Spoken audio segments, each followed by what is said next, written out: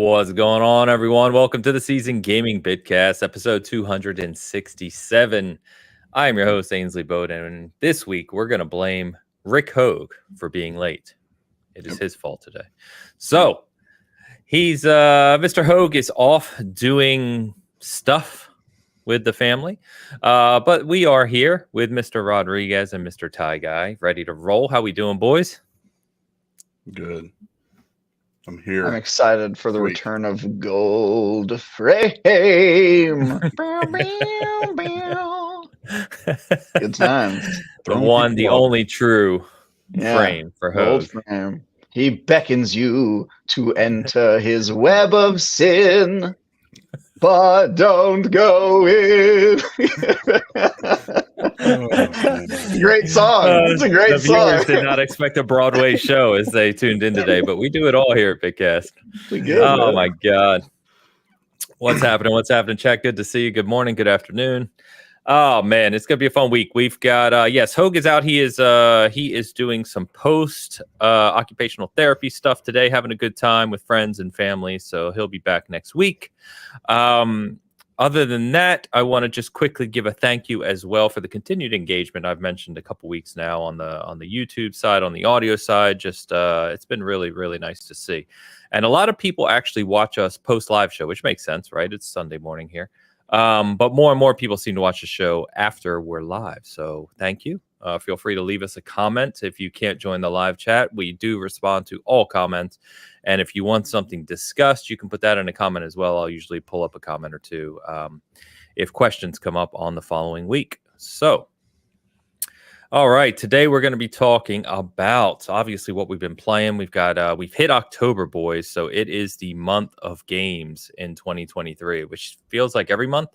But October is especially obnoxious. So we'll talk through some of that. We are also going to be talking about the kind of shocker of Jim Ryan retiring over at PlayStation. What's to come there, his legacy, what that looks like, and some of the things going on behind the scenes there.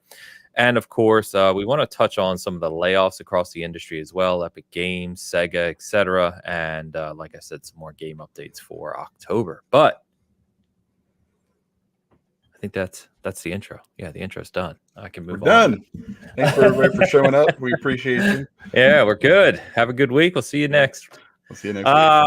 But of course, we got to start the week with our traditional Google Men Super Chat coming right out of the gate. Oh man, not even about 5 years. Googleman, remember Stubbs the zombie? And it's and is it true they make candy corn with real candle wax? Certainly remember Stubbs the zombie. Yeah, I remember Stubbs the zombie for about 2 seconds. And Stubbs the zombie, good game. Phil, one of those games that Phil Spencer actually likes, which is why it was brought back on Xbox. That's true. Like Voodoo Vince, like Voodoo Vince. Yeah. Oh, maybe I'm mixing it up with Voodoo Vince. Sorry, I think you are. I got those two mixed up. Yeah, sorry. And also, candy corn is awesome. F the haters. You actually love candy corn? I like candy corn. Yes, that explains a lot. Come on, chat. Where are my candy corn defenders? I need help. We're always getting beat up on. Yeah. Ains was that kid in the class that ate crayons, and he likes candy corn. So there you go. Tastes crayons? No, I mean it depends on the color. You know what I mean? But what's your favorite crayon color? Purple. Purple. Absolutely. Yeah. Actually, true story. Was it third grade? Third grade, I started a mass crayon fight in our classroom where I got everyone to start breaking their crayons in half and throwing them at each other. And it got so out of control that they had to get multiple teachers come in, and I got put against the wall. This was a different time where I got put against the wall and threatened to be paddled if I did something like that again. So yeah, good times. Wow. Somebody went to school in the 80s. Yes, early 80s at that third grade. Those are the fun days where it was considered a prank to smash somebody's head into a water fountain when they went down to take it. Yeah, absolutely. Good times. Not felony assault. A prank. Tell you what, though, it made you look over your back before you made yourself vulnerable. You know what I mean? Did. Yeah. I too went to a public school. I know these things. It's a scary place to be. Oh yes, at times for sure. Anyway, thank you, Googleman. Appreciate you kicking us off as always. And shout out to Vintage Willow for not only gifting 10 subs as always. Thank you very much, Willow. I got one. You are awesome. But she's even better because she agrees candy corn is the best. See, we've got the best audience here. They know what's up. Wow. I didn't think anybody ate that. I figured that they just scooped it out of the trash cans every year and repackaged it, got it back out into the market. Yeah. Tastes the same, pretty much. Oh yeah, the shelf life on candy corn is. I once was playing a comedy show where the loser had to drink room temperature candy corn flavored soda. Nice. And that person vomited on stage, which was great. Yeah. Was that person you? It was not me. No, it was a comedy show. I obviously won, Dan. I'm hilarious. Come on. True. My bad. Silly. That's my bad. To settle this, we're doing candy corn poll. Let's go. Probably candy corn mole. No, you sound okay on my end. No, somebody's complaining. Someone's complaining. All right, double check the mic while I get the candy corn poll up. If you're on the Hoeg side, good morning and welcome as always. We're going to put a candy corn poll up on the Season Gaming side if you want to swing over and vote. But why don't we go ahead and talk about some games? I think that's why we're here. I guys do not have a lot to discuss because I am reviewing Forza Motorsport, and I think anyone who follows knows that that's a big one for me. I've been really looking forward to this one all year. But of course, I can't talk about it. All I can say is that I'm reviewing it, and the embargo is October 4th.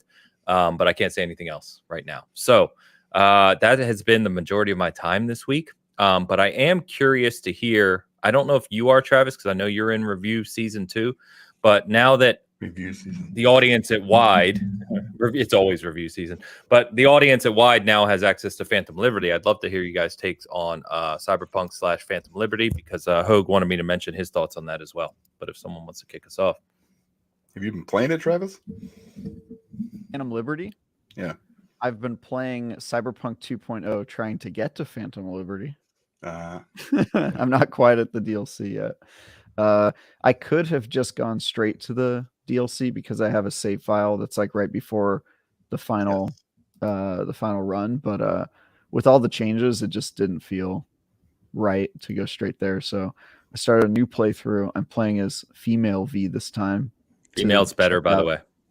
That's what I hear, but I give it a try. So far it seems the exact same. So we'll see if. Well, the only difference is how you can romance.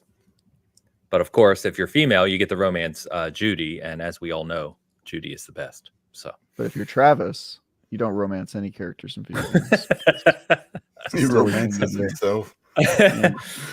Oh man! Says the guy who plays dating sims. But yeah, I tend to skip over the romance options when possible. Really? That's super weird. I would have thought you would have been, I would have thought you've been like trying to get everybody. Well, especially in Cyberpunk too, because the way Cyberpunk's set up, right, is the core characters that you meet, they have long threads of missions and relationship building with those characters. So like it's kind of a big part of the game. Missions. Yeah, I do all those missions. And then at the very end, you're like, nah, son. Travis. Well, they give you an explicit option where you can turn it romantic, and I never feel the need to. I think we talked about this with Mass Effect, how I never did the romance stuff, and people think I'm crazy for not doing the romance options in Mass Effect. I think you're crazy. I'm like, we're trying to save the galaxy here. Put it away. What are you doing? Let's keep this professional. Come on. Stress relief. Come on. Have some fun. You don't need it. We don't need it. Okay. And by the way, Mass Effect 2, that would be who is the best one in that? I'd go with Jack. Jack is the crazy cybernetic girl, right? Yeah, come on. Jack, Judy. They're the best. Come on. They're the best. No. All right. Dan, Miranda. You've had Miranda. Come on. Miranda is the Sarah Starfield. Or not Sarah. Who's the Starfield chick? Sarah Morgan, yeah. Yeah, Sarah. Okay. Yeah. She's genetically perfect. Ains. Miranda was just yeah, but she is the boring option. If you choose Miranda, you option. Yeah. She's boring. Yep. Sure is boring. It's the first thing that popped in my head. Yeah. Come on. Dan, you've had some complaints about well, not complaints. That's not fair. No. I won't put words in your mouth. But you are playing 2.0. Did you go through Phantom Liberty yet, or have you kind of started? It's long, so like not that long. Yeah. It's a lot shorter than what you think. I don't think it was that long. I finished it already. But you do like 100 hours a week in games. Like that might be true, but it didn't feel like it was super long. It felt like I don't know, maybe like an extended like main mission, maybe like it's a little bit maybe twice the size of the Carry Eurodyne stuff, but it wasn't that long. There was a lot of talking, like there's a lot of talking in that. There's less action. I feel like maybe the same as there is just conversations that like really kind of drag on. But it was good. But it doesn't seem like. I mean, I wouldn't go out there and say it's like the best thing ever. But it was. I enjoyed myself. Idris Elba does a really good job. I'm not a huge fan of. Like there's stuff I can't talk about because it would spoil it. So, but there's some things that are kind of just left on the table, and you're just like, what about this person? You know, I mean, I have no idea what's going on here. And then, but for the most part, I liked Dogtown. It's kind of a shithole, but it was nice to have kind of that, I guess, comparison to whatever else. Nice contrast. Yeah. And so it was good. I don't like 2.0 as much as everybody else. I don't. The builds and stuff in it, I had a perfect net runner, right? Like it was just, I would just go in, I would sneak in, I could basically eliminate, an entire one of those NCPD, missions where you got to go in and like find the leader, and it's just kind of one of those side missions or cyber psychos. It would take or cyber psychos or something like that. Yeah, right. I would barely use guns. And now I feel like I'm kind of forced into it, and I'm not a huge fan of that. It kind of took away some of those options. I'm still, still trying to do that Netrunner build, but it's just not the same. And it's not terrible either. You just have to play differently. It doesn't really fit the play style that I've had. I've done like 3 playthroughs now, so I've done a kind of a guns blazing kind of, and then I've done like kind of a Netrunner build. I've done like the melee build, and the Netrunner was always my most enjoyable one. Yeah. And it's just not there like it was. Like they got rid of breach protocol completely. Basically that's gone. And what that would do would be to set up like you would breach, then everything else, maybe you have contagion and the one that makes you on fire, and there's a bunch of different overheat. That's it. And you could go in there and basically just launch that, and it would spread to the point where if you're like just crouching, your criticals go up, and just trying to min-max that kind of stuff. And I had it just right. And then when I got back in, I had to respec everything, and I couldn't find all that stuff. I was going to say, because what you're describing, you can do. I think you're talking about contagion. Contagion. He did. He said contagion and overheat, but you can still stack those on top of each other. Yeah, but here's the thing though. I mean, your base RAM. I mean, unless there's a way that you can get it up higher, because mine's about 30 is where mine starts. And so let's say you want to go in and launch contagion. Well, in like was it 1.6 or whatever it was before, it was 1 or 2 RAM cost, right? Not a big deal. Now it's 12. Right, which is remember there's different levels though. So there's common to legendary hacks as well, and they cost different RAM. Right. Yeah, I understand that part. But I mean, I have all legendary stuff. Yeah, so, but what I mean is, if you're saying the RAM's too high and you want to do multiple things, you can go down to like purple ones, right? And then you can stack them. That's not fun. I didn't have to do that before. That's what I'm just trying to say. What you're describing, you can do, is what I'm saying today. Yes, and if you want to sacrifice, damage and whatever other stats that you want to do, you could absolutely go down and put like a common contagion on there and be a scrub. No, I'm not a scrub. Look, I have intelligence. My intelligence is only 10, and I'm only level 55, so the cap's 60 now, and I already have 32 RAM. His intelligence is only 10, Ains. No, what I'm saying for Dan is if you go into 60, like, remember, you were probably at 50, which was max level, right? Mm-hmm. Previously. And you probably, if you did full Netrunner build, you probably maxed out intelligence. What I'm saying is, are you ones that maxed out though? Are you like level 60 now with maxed intelligence, and maxed cyberware? Maxed everything. Then why are you only at 30 RAM? That makes no sense. You can get way higher than that. I mean, maybe I don't have the right gear. I don't know. I mean, that's what I mean. I don't think you've maxed out what you can actually do, because I have more RAM than you, and I'm not even a Netrunner. To Dan's point, though, if by the time Cyber Runner starts feeling good is when you're maxed out on it, that's probably not good. And in the 1.6 or 1.5 or whatever, which I also was a Netrunner, it felt good pretty much right away, and you could get through most encounters without firing your gun. And he's right that it makes you mix up combat a lot more now. Like, you have to get a few shots off with your pistol and then switch to net running, unless you're able to stealth, which I would say is touch and go. Like, sometimes you hack somebody and they notice you right away, and sometimes you're able to stay hidden for longer. And so I get Dan's point. I think they did change it. The question I think you would ask is it good that you have to mix up combat more, that they make you kind of hybrid it so you can't just like stay crouched behind a dumpster and take out an entire facility from afar? And I'll say I think it does feel a little better, and I think the perks are more impactful on this time around. And so I get what Dan is saying. My experience has been that it doesn't feel as overpowered anymore, and maybe that's a good thing.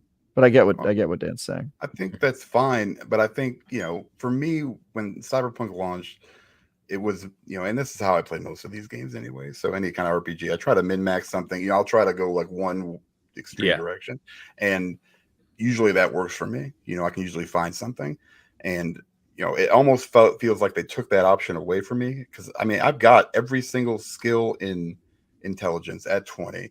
I've got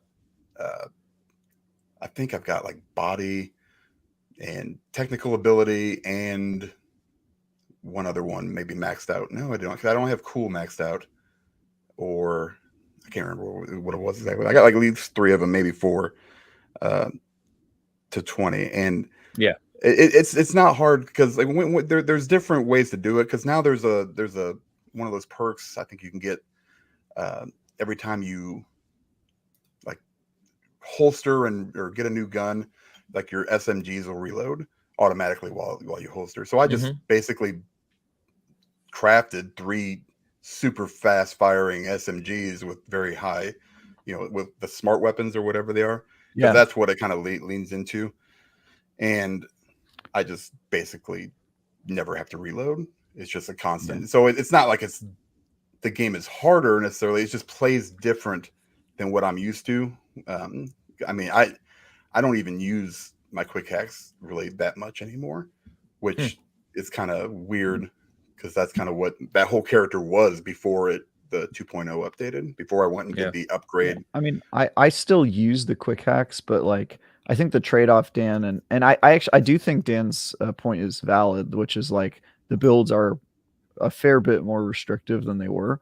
But I think the skill trees are also more well-rounded and have more options. So like the fact that there's now a gun skill in the intelligence tree, I feel like is kind of a big deal. It's different from what we had before. And so now you can be good at shooting the smart weapons and doing some of the net running stuff. And I think if you want to invest fully and get 20 points in intelligence and then combine the smart gun tree with the hacking tree, then it makes you feel like a more well-rounded dynamic character rather than just somebody that just hacks. Because I also enjoyed the hacking, but I'm sort of thinking this as a separate game just because the trees are so different, and I'm doing like technical ability and intelligence and having a good time, but it definitely is different. It doesn't let you just go like, it doesn't let you just go super, super hard into the hacking game and into one, I guess. Yeah, because like in the past, to Dan's point, I had like all legendary, and each of them costs 1 or 2 RAM, or 3 or something like that. And then I was just like sitting in the back and applying like a whole bunch. But I also think that this one has like, the last one was more restrictive. Like you didn't really have a cyber run queue. Like you could basically do like one ability at a time, and you had to wait for it to end.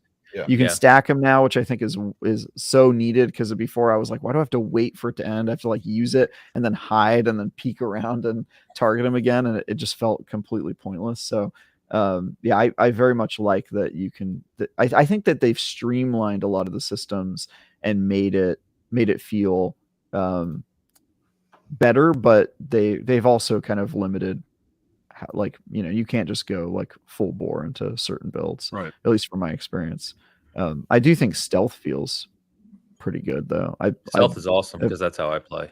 Yeah, I've only gone into stealth a little bit, but that was sort of like my third tree in the other game, and I feel like that part feels a little bit better in this game so far. So yeah, you get optical camo now, and you use that and put all the perks on it, and then you get your kind of physical dash, your super dash and speed, right? So even when you do get spotted, you can dash out of sight, or like pretty much just take across an entire building, and you can get lost. So to your point, Dan, if you mix that with the hacking, like even if you have the perks to limit their tracing ability, right? You can, even if you do then get traced, I just camo, dash, run, gone. I'm on the other side of the building, and I'm messing with them. They don't know where I go. So it's you can kind of combine those two to keep screwing with them remotely if you want to. Yeah, I mean, I don't know. I just felt like, you know, I think Lucius said they got rid of Cold Blood, which I thought was an amazing perk. Cold Blood was my main perk in my original build. It was so good. Like, you know, and it would stack, and you know, then you would it just worked, right? And you know, now a lot of these skills are kind of, I don't know, they're kind of gate kept behind your level, right? Like to where it's like they were before, but you didn't have to. There wasn't a tree necessarily as much as, you know. Okay, well, I hit level 20. Now I can pick whatever I want. Any of these skills, like I don't have to pick this one to unlock, you know, what I want to unlock. I can just pick the one I want to unlock and be done based on my, you know, level in that skill, you know. So that I'm not a huge fan of that, but you know, I get it. You know, they kind of evened it out a little bit. It still works. I'm not as, you know, I much rather have the older build, because it reminds me of like when No Man's Sky just went crazy, and you know, it was like, okay, this is really kind of hot garbage and not much to it. Then they're like, okay, we're going to slowly kind of improve it, and they did. And CDPR, I mean, I don't know if you guys played a whole lot. You know, I mean, Travis did. He played a whole playthrough through like 1.6. And they did an amazing job from what it launched at to what they were before 2.0. And I don't think they needed to go this route. I think it was, you know, I just don't know why they did. But, you know, far be it for me to tell somebody to, you know, do whatever they want to do. But like with No Man's Sky, it just got to the point where it was just like, this is insane. Like there's so much, and it's so different than like launch. You know, it was I couldn't play it anymore, because I couldn't understand. There were so many systems and stuff to understand. Cyberpunk doesn't go that far, right? Like in Phantom Liberty in 2.0, it just kind of changes what I think actually worked just fine prior to it. I don't think there was a need for it. The new like vehicle skills and stuff, I mean, they're all right. I mean, they're not super useful. You know, I mean, really, if you go back to the main game, let's say you get those skills, you know, in the main game, there's really not a whole lot of missions that involve you having to do some of this stuff, like double jump out of your car, and you know, no, it's just for fun. Yeah, right.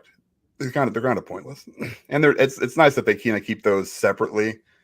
You know, they kind of put one in each skill tree. That's kind of, yeah, it's just a perk point. Like you don't have to use any skill points on it. Right. Yeah. So I mean, that's fine. I mean, I don't think I've used them at all. I think I got one that had like where you didn't get hurt, I guess, is where you can run into, like if you crash into something in your car, you take some damage.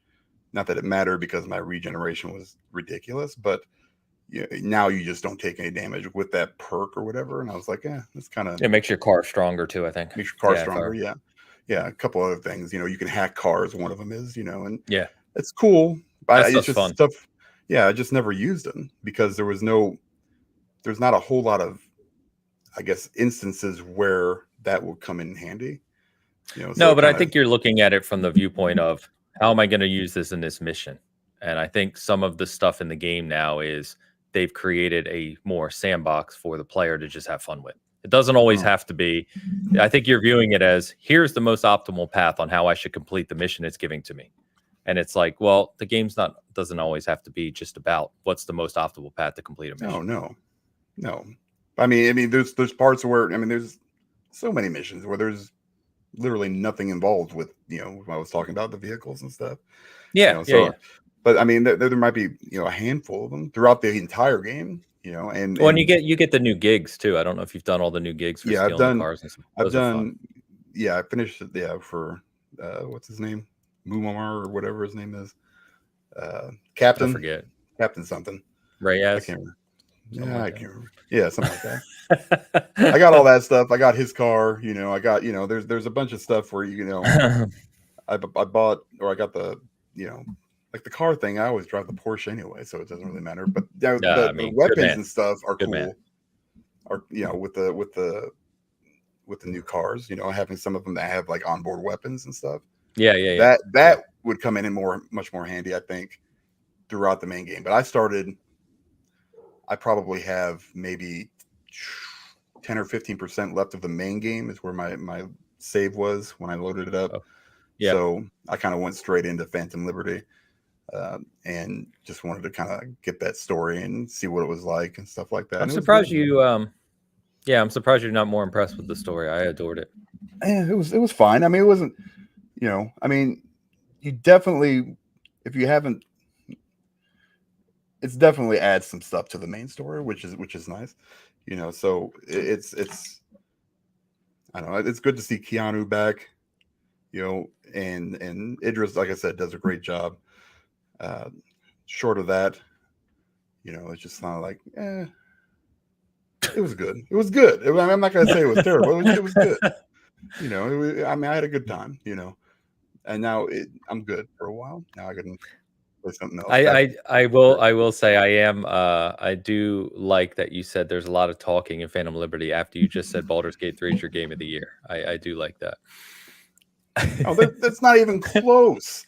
There's not even close. It's not even close. The amount of like whatever it is, the cinematics, there's so many in Phantom Liberty. It's crazy how much is in there.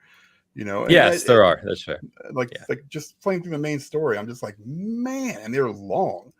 Like the whole first part, like the setting everything up is. I was just like, man, this is taking forever, and I go through stuff pretty quick. But I was also still kind of, learning my build at the time, so I didn't know exactly what I was doing. But it took a long time, and I was like, man, this is dragging. I need to get into the meat. I need to get into I want to see what Dogtown's all about. And it's kind of tiny. It's kind of a small little area, but it's all right. It's good. It's good. The gigs. Now, let me ask you guys this. I mean, I know you haven't played any, but Ains, you have. And this is really not a spoiler. Like Mr. Hands is one of the fixers, and he was there. He's in Pacifica. Generally, only had like a couple of real in the main gigs game, you mean? In the main game, right? Did they change that voice actor? Because I don't know. I just feel like when I talked to him over the hollow thing, he was always kind of like, hey, he got a really high pitched voice, and now he's just kind of like this really proper. I'm just like, who is this dude, man? It's not the same. I don't know. I don't remember. Honestly, it's just been it's been a while. That were I loved his missions though in Phantom Liberty. Oh yeah, they were good. Like some of those gigs are hilarious. And I did like those. Some of his gigs, but I mean, it's fine. I mean, it's good. This is what they wanted to do, and this was their kind of final vision. Then that's great. I think they did a great job. I think they did a better job from launch to prior to this. I think they really kind of got everything up to that CDPR standard. I think that everybody's used to with the final version of The Witcher 3 and stuff. But I just would have preferred it. Like, I don't think you really needed to mess with the skill trees as much, but still liked it, still enjoyed it, still fun. It's pretty much all I played this week. So gotcha. Cool. Travis, you're still playing through. What else? Well, I'll tell you what, let's jump over real quick and get these super chats caught up. AW. Yep, there you go. Travis, is your mic going through your earbud? Thank you, Debbie. I did it again. I fixed it. I don't know why. I thought StreamYard's supposed to remember your settings. It has in the past. StreamYard doesn't remember anything. Yeah, for some reason it's been resetting to my AirPods every week, which is. But Debbie, thank you. You didn't have to super chat for that, but I do appreciate it. I know. If she didn't super chat, I might not have seen it though. So I'm glad she did. That's true. That's true. Thank you, Debbie. Rick and Else. Rick Davis with the $5 super chat. Morning, guys. Controversial opinion. I think Lies of P is my favorite Souls game. What other fairy tales do you think would make a cool Souls game? Wow. I haven't played enough of Lies of P. That's probably a better comment for you, Travis. But yeah, favorite Souls game is certainly something. I mean, I can see it. I don't know if that's a hugely controversial opinion because it depends on what you like in a Souls-like. I would say the world building is probably better than the vast majority of Souls-likes. The story is almost certainly better than basically any Souls-like out there, with the exception of maybe the Jedi Survivor games. And yeah, if that's your vibe, if you like that sort of stuff, I definitely could see why I'd like it. I've got my qualms with it. You know, I gave it an 8 out of 10, which I would have given other Souls-likes a higher review had I reviewed them probably. But I could see it for sure. I really like that game. It's cool. It's cool. What other fairy tales? I don't know. I'm drawing a blank here. They would make a cool Souls game. I'm sure there's lots of them, really. Jack and the Beanstalk. You have to climb your way to the top of the beanstalk. Climbing, yeah. I mean, it sounds like we're going to be doing that in Fable. I don't know. I guess that's already a thing. It's really hard. Speaking of game I'm pumped for, give me Fable, man. God. Yeah, that game's going to be cool. Yeah, I don't know. I'd have to think about that one. I'll try to think about it during the show, and if I think of one, Rick, I'll come back to it. But that's a good question. Jack and the Beanstalk. Thank you. Well, yeah, I'll think of one. Shoosh. Avina from Mass Effect is the best girl. Avina. Which one's Avina? I'm blanking. She's the hollow projected one on the Citadel, I'm pretty sure. She's the one that talks to you like, hey, welcome to the Citadel. Oh. She, I think that's her. I'm not going to argue with that. By the way, Tide says Alice in Wonderland and Wizard of Oz would be good. Alice in Wonderland is kind of like Alice, the what's the guy's name who does those dark games? Man, I'm blanking this morning. There are Alice, like America dark McGee? Alice games already. Thank you. Yes. Yeah, the McGee. I don't know how Souls like they are. I haven't actually played them, so I can't speak to that. But Wizard of Oz would be kind of funny. Yeah. Great. Vina, Shoosh, you're crazy, man. Thank you for the super chat, Shoosh. Always appreciate you. And Don's here as well. Don showing up with $5 super chat. Good morning, casters of Bit. I hope all is well and everyone survives this most awful month of the year. Halloween and spooky season suck. What? Boring. Don. Man. But the candy. What? That's the best part. Oh my God, Don, you've crushed me with this one, man. It's my favorite month of the year. Halloween's the best holiday. Come on. Not even close. Damn, I take that. What's your favorite holiday? Labor Day? Thanksgiving, because of the food, and then I'm gonna go Christmas. You realize you can make any food you want on any holiday, right? There's not a law around what food you can make. Different, obviously. It is that just beginning of winter feel. Travis wouldn't know anything about this in San Francisco, but it's just that the temperature hits just right.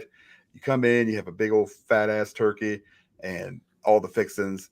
Then you have like the giants, what do they call it? The sandwich from Friends. Yeah. You know what I'm talking about? Yeah. Yep, I do. The moist maker right afterwards. That's really yeah. Damn it! Bread in the middle. Yeah, it's great. I'm blanking on everything this morning. So you're saying the best holiday is based around food? Yes, but now Halloween's up there because of candy. Like that's where it succeeds. It's like the day after Halloween is my kind of holiday because then I go to the store and everything's like 75% off for Halloween candy, and I just buy like carts full of stuff. I'm there like when they open. Oh man! Like give me those Reese's for 25 cents for that giant bag. That's me, 100%. That's great, Don. I don't know, man. I don't know about this one. Giving you a refund on your super chat. No, I'm kidding. Thank you as always, Don. Hope you're well. Appreciate it. And then one more thing we forgot to get to right at the start of the show is Tide's pictures this week. Travis, you ready for this? I'm ready. Tide as always comes through with our AI pictures. This week we're going in an Alan Wake 2 Halloween October theme. Travis, I will say at least you don't look 10 in this one. No, yeah, I look great here. This is I wish I looked like that. This is a come up for me. Yeah, going from the bottom up, Hoeg is obviously just Alan Wake. Honestly, this feels like a pretty lazy thing the AI did. I think they just took Hoeg's face and put it over a picture of Alan Wake. That's what it looks like to me. I look like the FBI agent who very clearly is going to betray my own and join the good guys. Like, you know what I mean? Like, you just tell right on that I'm a softie. I'm not going to be able to be evil for much of the game. Dan just looks like Mike Ehrmantraut from Breaking Bad. It's just all right, Walter, here's what you're gonna do. Like, he doesn't even look like he belongs in Alan Wake, really. And Ains is just Ains with no changes, so that's cool. Ains in the woods. Yeah, Ains in the woods with the dual wired headphones again. Yeah, you look good, man. I love it. Yeah, Thanks, the wired headphones. Yeah. Wait, are they dual this time? I don't see the. Yeah. I think that's just your neck. There's one on the right.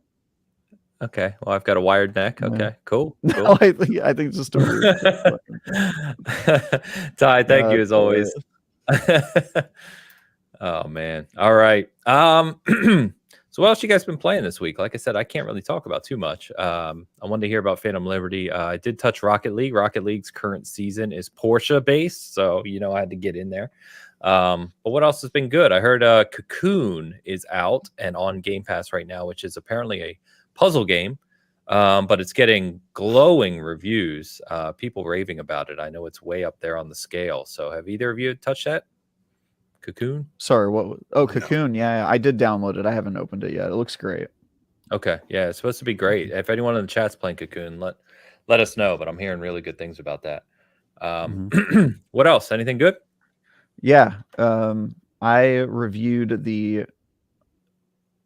Oh. Can I talk about that? I can say I reviewed it. Okay, well, the embargo isn't up yet, but I did review the new High on Life DLC, High on Knife, which is going to be live. High on Knife, which is going to be live tomorrow morning. I think it's 6 a.m. Pacific, so it'll be like really early in the morning for you. No, I can't remember. But anyway, it's going to be live tomorrow, sometime in the morning, and should be good times. And then I also finished a bunch of games. So my Lords of the Fallen review is starting tomorrow, and so I've been trying to clean up as many games as I can. I've been trying to get through Cyberpunk 2077, even though I just beat that game. By the way, I picked a terrible time to replay that game because I kind of assumed that I was replaying it so that I could play Phantom Liberty. But now that 2.0 is here, I feel like I have to play it from the beginning. So I should have just waited to play it. And then I finished Resident Evil 4 and the new DLC for that, Separate Ways. Getting ready for that Video Game Awards nomination? Yeah, no, thank you. Ada Wong. It's a great game, but I can't. It's basically one of the highest rated games of the year, no doubt. Yeah, but it's not an original game. I also played Dead Space. I beat that game yesterday, which is another remake that again was very good, but also the same game that I played a long time ago. So I do hope they remake the others though, because I would like an excuse to replay all those Dead Space games. I really would love to see 2. Yeah, it'd be interesting to see if they remade 3, if they would change anything about it. But yeah, and then I played more Immortals of Avium. I played more Payday 3. I played more. Which is having a lot of problems, by the way, Payday 3. Just like it's funny, in my review, I was like, look, the game's out and I really like what's here, but it doesn't perform all that well. And given their track record, I feel like they're going to have a lot of technical problems. And then lo and behold, immediately after my review came out, like 2 days later, the servers crashed and they have scarcely recovered. So they're having trouble there. And then I'm trying to catch up on as many games as I can. Sea Stars kind of opened, and just lots of games, and that's all going to end tomorrow because I have to play Lords of the Fallen for presumably like a week and a half. So literally my most anticipated game the rest of the year. Really? More than Alan Wake 2? More than Alan Wake 2, yeah. Although Alan Wake 2, we're going to touch on, is really creeping up there because I'm trying to be dark on it, right? But there was previews that came out this week from IGN and other outlets, right? Major outlets that got to play it. And I didn't watch any of the videos because I don't want to see it. But I see all the tweets, right? Or threads or Blue Skies or whatever the hell they all are, about people talking about they played it. And I swear every single person who's played it has been raving about how good it is. Both from a dark and creepy perspective, but also from like just a gameplay and cinematic perspective as well. Nothing but like glowing previews for Alan Wake 2. So I am, I'm pumped for that one. But Lords of the Fallen, man, did you see the overview trailer they did this week for Lords of the Fallen? 6-minute trailer. Nope. It kind of gives an overview of the world, how you build characters. So there's 9 classes at the start, and like Remnant 2, you can unlock classes in the game. You can find them and unlock them. Nice. And they are not static, meaning it's like a starting point, but you can build any way you want. And there's like, crazy customization of your character from a armor and weapon standpoint and all that. It looks incredible, man. I just hope the gameplay delivers. I know there's a ton out there because it was IGN first, but as soon as I found out I was reviewing it, I was like, all right, I'm not going to read anything about it because I kind of just want to figure it out on my own. So, sometimes it's nice to go in like completely fresh and like not know anything, especially in the Souls-like genre. So as soon as I found out I was reviewing it, I was like, all right, now I don't have to get hyped about it because I know I'm going to play it. So I'm going to be going in pretty cold, but I'm excited. That's good. That's the best way. I've said many times when I reviewed Elden Ring and not knowing anything about that game, right, other than the 2-minute trailer or whatever. It's phenomenal. It was an experience I'll never forget. But then I like to play that game. I like to play games that way. Some people don't, right? Some people like to have their handheld. So it's really what you prefer. But anyway, well, sweet. I know that we will have the Forza review out this week, and we're also playing Assassin's Creed Mirage, which is this week as well. So the month is cruising. So you get Mirage and Forza if you buy the early access, your favorite thing, the premium edition. Both of those launch this week, which is kind of crazy to think. On Friday. So on Friday, yes. Yep, October 5th. So, Dan, I know, big Assassin's Creed guy. We've obviously run the gamut of jokes around the Valhalla 7. You pumped up Mirage going back to the old school formula? That's the only thing that's going to get me to do it because and I don't know why they chose to go this route, but I'm not a huge fan of Basim being the main character. Like he was, I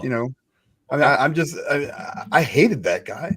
Like I hated him the entire game. He was a dick the entire time. Now I have to play as him. I'm like, why would you?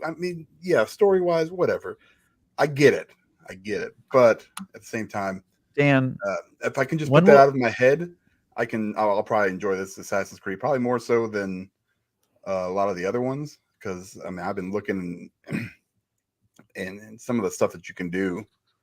It's just insane. Counterpoint to Dan. Mm-hmm.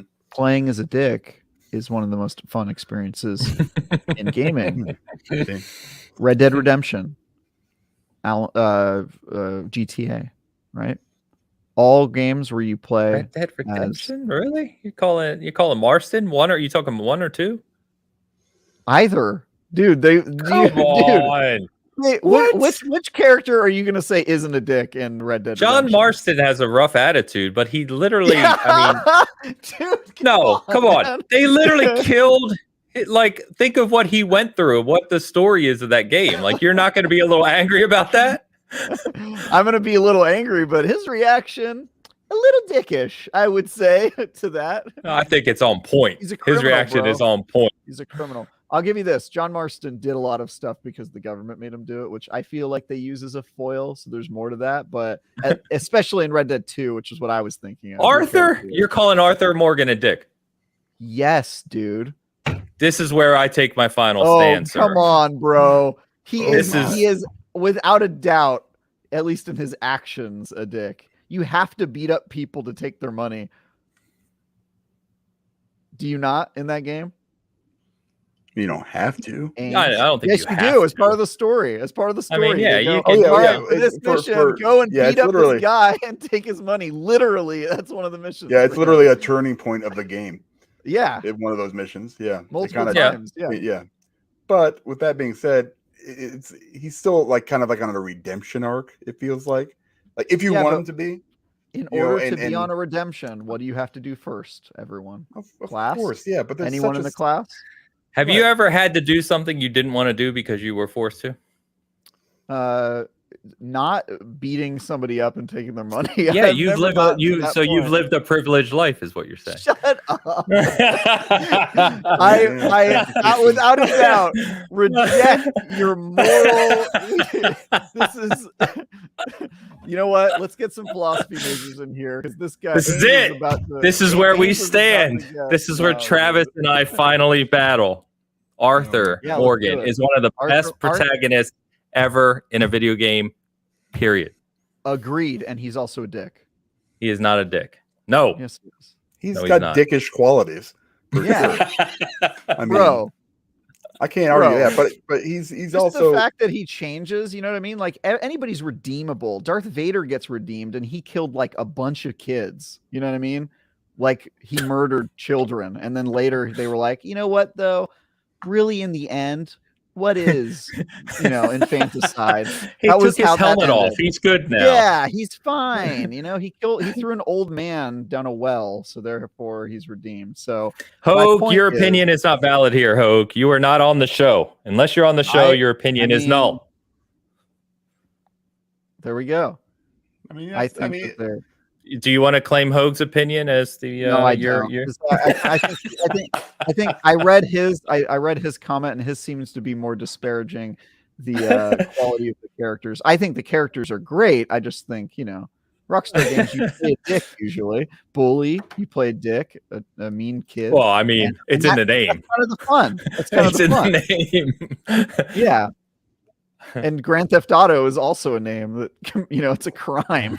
The game's a game after a felony. So it's good times. I would argue that committing a crime doesn't necessarily mean you're a dick. True. But if the crime is beating up somebody and taking their money, I would say you're probably a dick. Fair enough. That's By fine. the way, my argument is pro dick. I'm saying playing a dick in games is. I know you are pro dick, my friend. Yeah, there we go. I was waiting for that. I mean, you can't Hoeg like that, Travis. Hoeg's in the chat on his side. Good morning, sir. Glad to see everything went well this morning. By the way, I did forget to mention, now that Hoeg's here, he did want me to simply comment this morning about his love of, which is kind of funny because we had a long conversation about it, but his love of Cyberpunk now, he seems to be really enjoying it more than he did previously. He said, hold on. Where is it? Oh, I missed it. But he said he wanted me to comment anyway that Hoeg, he wanted to comment on Phantom Liberty and 2.0 this morning that he's really loving it. So I guess we'll talk more about that next week when he's back. Hopefully he's further through the Phantom Liberty story at that point as well. Hopefully I get to it by then. I probably won't because of Lords of the Fallen. But well, next week we'll also be able to talk about Forza and Mirage as well. Both reviews. Mirage. So, but anyway, Roger Morgan for the win. Not Roger. His name's Roger Clark. Arthur Morgan for the win. I mixed up his real name. All right, let's jump over to. Let's get this one super chat real quick. Darth Mac in the house before we jump over. Don't miss or don't diss my birthday, Don. I'm not sure. Is he talking to relating Don Leinhardt about crapping on Halloween? So I assume Darth's birthday is on Halloween. So see, cake and candy. Just another reason why Halloween's awesome, right, Darth? You like Halloween, huh? Yeah. Best. I could have guessed you're a Halloween guy. I will say I enjoy that Halloween is like the one holiday you don't have to celebrate with your family. That seems really nice to me. Yeah. Nobody goes back home for Halloween. You know what I mean? That is true. That's very true. So it's great. Darth, thank you for the super chat. Appreciate you. All right. Jim Ryan, boys. Let's talk a little PlayStation. Oh boy. So, Jim Ryan, obviously president and CEO of Sony Interactive Entertainment, announces pretty casually, I might add, that he is retiring this week. He's just like, yeah, I'm done. Peace, bitches. He posted, and then there was a blog, that he, a PlayStation blog where he just wrote a couple paragraphs. It wasn't even long. Basically saying that, thank you. And he kind of pointed to he's been doing this kind of work or in this industry for 30 years, and he's tired of all the travel, and that's it. He's done. So, which, from a person who's been in corporate life for a long time myself, I don't blame him at all. If I was as rich as Jim Ryan, I would have been done a while ago. But we're looking back at lottery, wouldn't you? Say it again. You'd retire if you won the lottery. Oh, 100%. You wouldn't even hear me from. Well, you'd hear me. I'd probably still do the show, maybe, but otherwise, you wouldn't really see me. I'd be gone. Yeah, I don't. Yeah, you wouldn't keep your money, Ains. I'd live the life I do now, just not have to work. I can live within my means. I'm good to go. But anyway, Jim Ryan, kind of strange here, right? And I want to talk about kind of quick background on Sony Interactive Entertainment kind of CEOs to kind of look at the history here. So it's a bit muddy. I kind of went through the whole history here, and there's a lot of restructuring within Sony around Sony Interactive Entertainment, and there are different layers of what PlayStation falls under. But generally speaking, you had people like Kaz Hirai, Shu Yoshida, right? You had Ken Kutaragi. But then Jack Tretton was the, kind of very well-known, well-beloved PlayStation, SIE CEO from 2006 to 2014. So he had a pretty long run there of 8 years. And then Sean Layden, obviously, also kind of beloved, right? And was the captain during what would be the Renaissance era of PlayStation during the PS4 era, was 2014 to 2019. Just a heads up that at the tail end of Sean Layden's tenure is when they acquired Insomniac. And also you would imagine that all of the pieces, the core work, the dev, the money, everything around the PS5 would have been at the tail end of Layden's tenure as well. Excuse me. And then Sean steps down September 30th of 2019. Jim Ryan takes over at that point. So he's looking at less or almost exactly 4 years, just less than 4 years as CEO of SIE. For now, they've announced that Hiroki Totaki, I hope I pronounced that correctly, is the interim CEO, but it doesn't look like he's going to be the CEO long term. They're going to find someone else to appoint into that position. We are announcing formally on Bitcast today, it is Travis. So thank you. Thank you guys. I'm really excited. Speech. This is for the players, and get ready for a lot of Sly Cooper. Be a good thing. Hey, no worries there. Can you bring back Resistance? Can I have you bring back Resistance? We'll see. Resistance was always bad, and I think we'll probably save that one. I think we could do better. But yeah, I can't believe you're a Resistance fan. I'm trying to figure if I want to pick a fight on Resistance because you already went so deep off the end with Arthur Morgan that I can't. I don't think I have the energy. Bro. I don't have the energy. I would love to see you defend his actions one by one. Categorically, a bona fide murderer. I mean, come on, semantics. But anyway, if we look back at Jim Ryan, it's kind of a obviously, we don't know all the inner workings. Obviously, there's things go on at that level of executive, play, especially when you're talking about a Japanese company. What goes on there? But if you look back at the 4 years that he's been the head of PlayStation, you try to look at what he would have really impacted from his tenure on. Like I said, they had already acquired Insomniac. PlayStation 5 was already 80-90% down the road, right? He would not have been the kind of head at that point, even though it launched when he was CEO, but everything was already in place, right? I will say, to give you a little timeline of some of the things that happened since he was CEO. So PlayStation Studios, as we know it today, which is the first party umbrella for all of their development, right? Their in-house development, that was created in May of 2020. So it might have already been kind of in play, but he's the one, it launched under him. PS5 launched late 2020. Obviously, PSVR 2, right, launched last year. The big thing, of course, is the acquisition of Bungie, which happened, was announced in January of 2022. It completed in July of 2022, although it's worth remembering that Bungie is not part of PlayStation Studios. They are independent, but they are obviously owned by PlayStation and Sony. And then, of course, all we know as of right now is the success from a revenue standpoint and sales standpoint of the PS5 and the ecosystem is very, very healthy right now. But they're doing this shift to live service. We know what the plan is. He's talked extensively around what the plan is for investment into live service, mobile, VR, kind of this other layer of PlayStation, and the increased investment into PlayStation as a whole as part of Sony. But we don't know if the investment in the live service or what is going to come over the next few years that he laid the foundation for, what that's going to look like, how successful it's going to be, et cetera, et cetera. So when you look back at Jim Ryan, right? And I realize that Jim Ryan has become almost a caricature at times of PlayStation, right? And from a personality standpoint, he was pretty much a wet blanket. But what do you think when you think of Jim Ryan as the head of PlayStation? I mean, he's just kind of I can't say it. Keep it clean. I'm trying to, but it's hard because he's like a giant penis. I mean, it's what he is. He's just a weird dude. I said keep like, it clean. Every time that's I what you see come him, out I'm just with. like, what is wrong with you? What is wrong with you? I mean, it's not even like what he did because, he was the president and stuff from 2019 or whenever Layden left. But he's done a lot more for PlayStation Studios than I think we've kind of said. I mean, he's been doing stuff, he's had a high position for quite a while now. It's not just the CEO part. Now, nobody knows that because all they see is, whatever it is that he's doing in the last 3 years, right?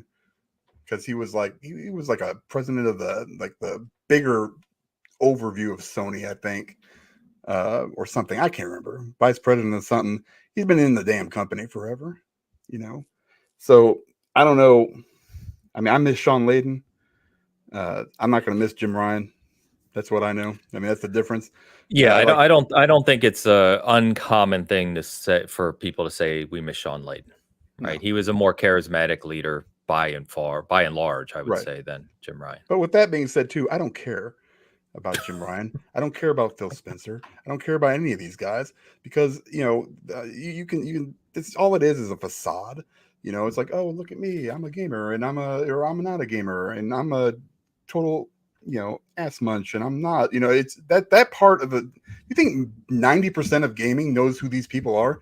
They probably don't.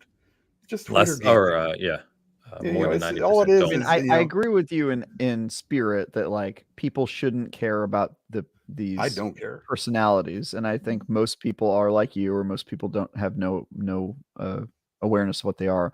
But I do think it matters who's at the top, right? Like who's leading the ship and how that culture and the decisions they make and the team that they build, like that ultimately has an impact on regular gamers, whether they know it or not. And since we're all people who are either in the industry or at least comment on the industry, I think it's worth evaluating the merits and personalities and strategies of the people who are at the top. So yeah, I get what you're saying though. Like ultimately, like who cares truly, but it does affect everyday gamers, and that's why I think. Yeah, I mean the end result is what I care about, right? It's like I'm not going to be like, oh man, this game wasn't that great. It must be Jim Ryan's fault or Phil Spencer's fault or whatever. I don't think that they're the blame for a lot of this stuff, but I just want that good game, and that's all I care about. as far as all this other crap that people talk about and get mad about and make memes about and stuff like that, it's just childish to me, because it's just not that important in the end. You know, with really, I mean, I just it's hard for me to care, I guess, about these guys. I'm glad he's gone, because I mean, if it's you know, between Sean Layden and Jim Ryan, yeah, Sean Layden seems like a nicer dude. You know, that being said, I could be wrong. He could be a same way, just maybe he looks better. You know, it's just like, oh, you got a nice friendly face. You know, I feel like I can have a beer with you because of your face, as opposed to Jim, who looks like he, you know, eats a lot of oatmeal.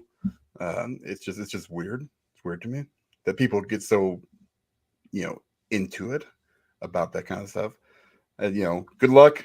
I would be retiring too. After all this stuff, I'd be like, nope, I'm out. I'm good. He's probably got a hell of a retirement. He's probably got, you know, several houses in several different countries. Pick and choose one. Oh, Jim's going to be fine. Yeah, he's going to be good shape. Just get away from it. Let somebody else come in. You know who I like? Herman Holst. Was that the guy from he was the head of Guerrilla. He's now the head of First seems Party. Like he's got a nice face. Seems like a nice guy. Seems like a nice guy. You know, yeah, throw him up there. He may be a terrible CEO, but you know what? Nice guy. You know. I'll comment on Jim Ryan. Obviously, my predecessor, Jim Ryan, he has the advantage of working for the leader in the space, right, in the console gaming space, and so no doubt a new console launch and a new VR launch and all that stuff has made it a very profitable tenure.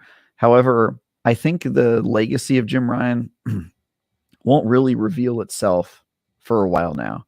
And I think that is probably to the detriment of Jim Ryan, because we're not really going to get to see the outcome of the decisions he made, assuming that the next CEO sticks with those paths.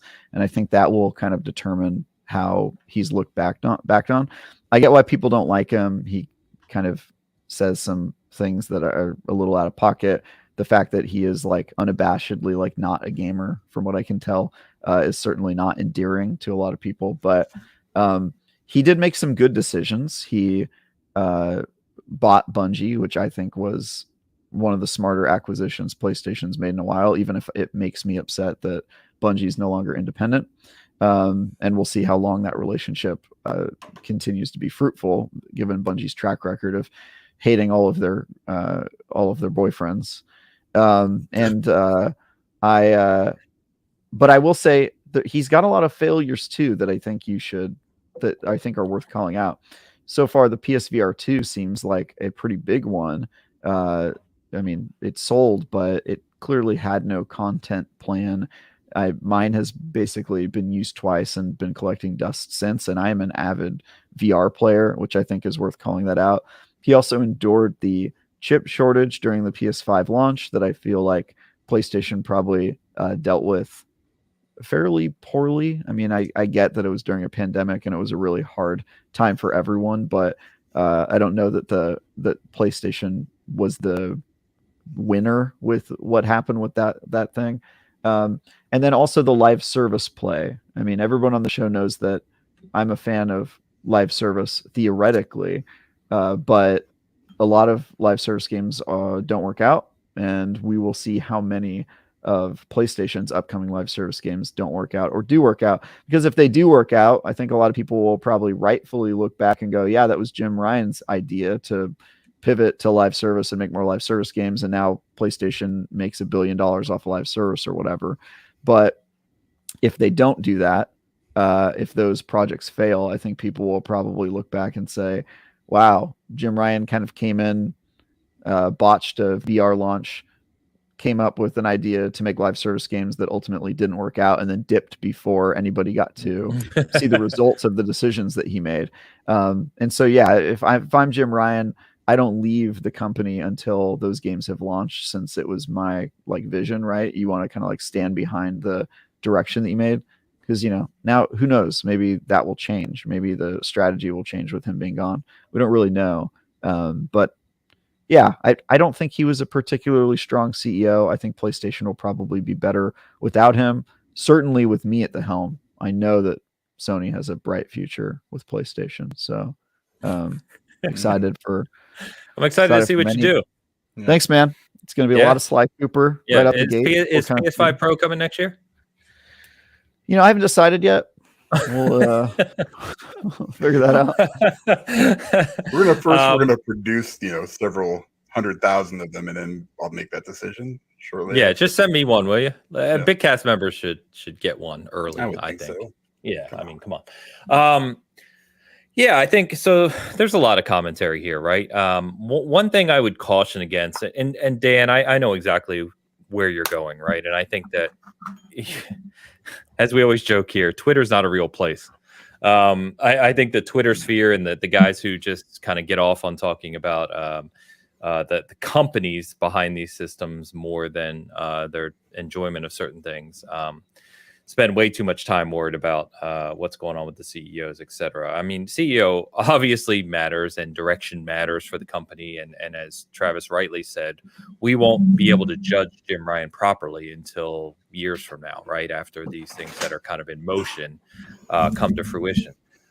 What I would caution against, right? I've seen some things this week which are just weird. Like, there was a chart. I think I actually showed it a week or two ago, showing that annual profit for PlayStation was down. And of course, there's people who don't really know anything about how companies work or this stuff in general, saying that the PlayStation's not profitable. See, all their stuff is, not really true or indicative of how successful they are. And it's like, that's not how that works. It's not how that works at all. So lack of growth does not mean it's unprofitable. And they're actually growing, right? Like they actually raised in August. They raised their forecast in terms of overall sales and PlayStation revenue. Profitability is a whole different factor, but that comes with certain investments in this. Exactly. So I would just caution against getting caught up in those types of things, because it's unless you know what you're talking about. Unless you know what you're talking about, or work in sectors like that. But anyway, I would say what we have seen that cannot be debated, right? PS5 is selling like hotcakes.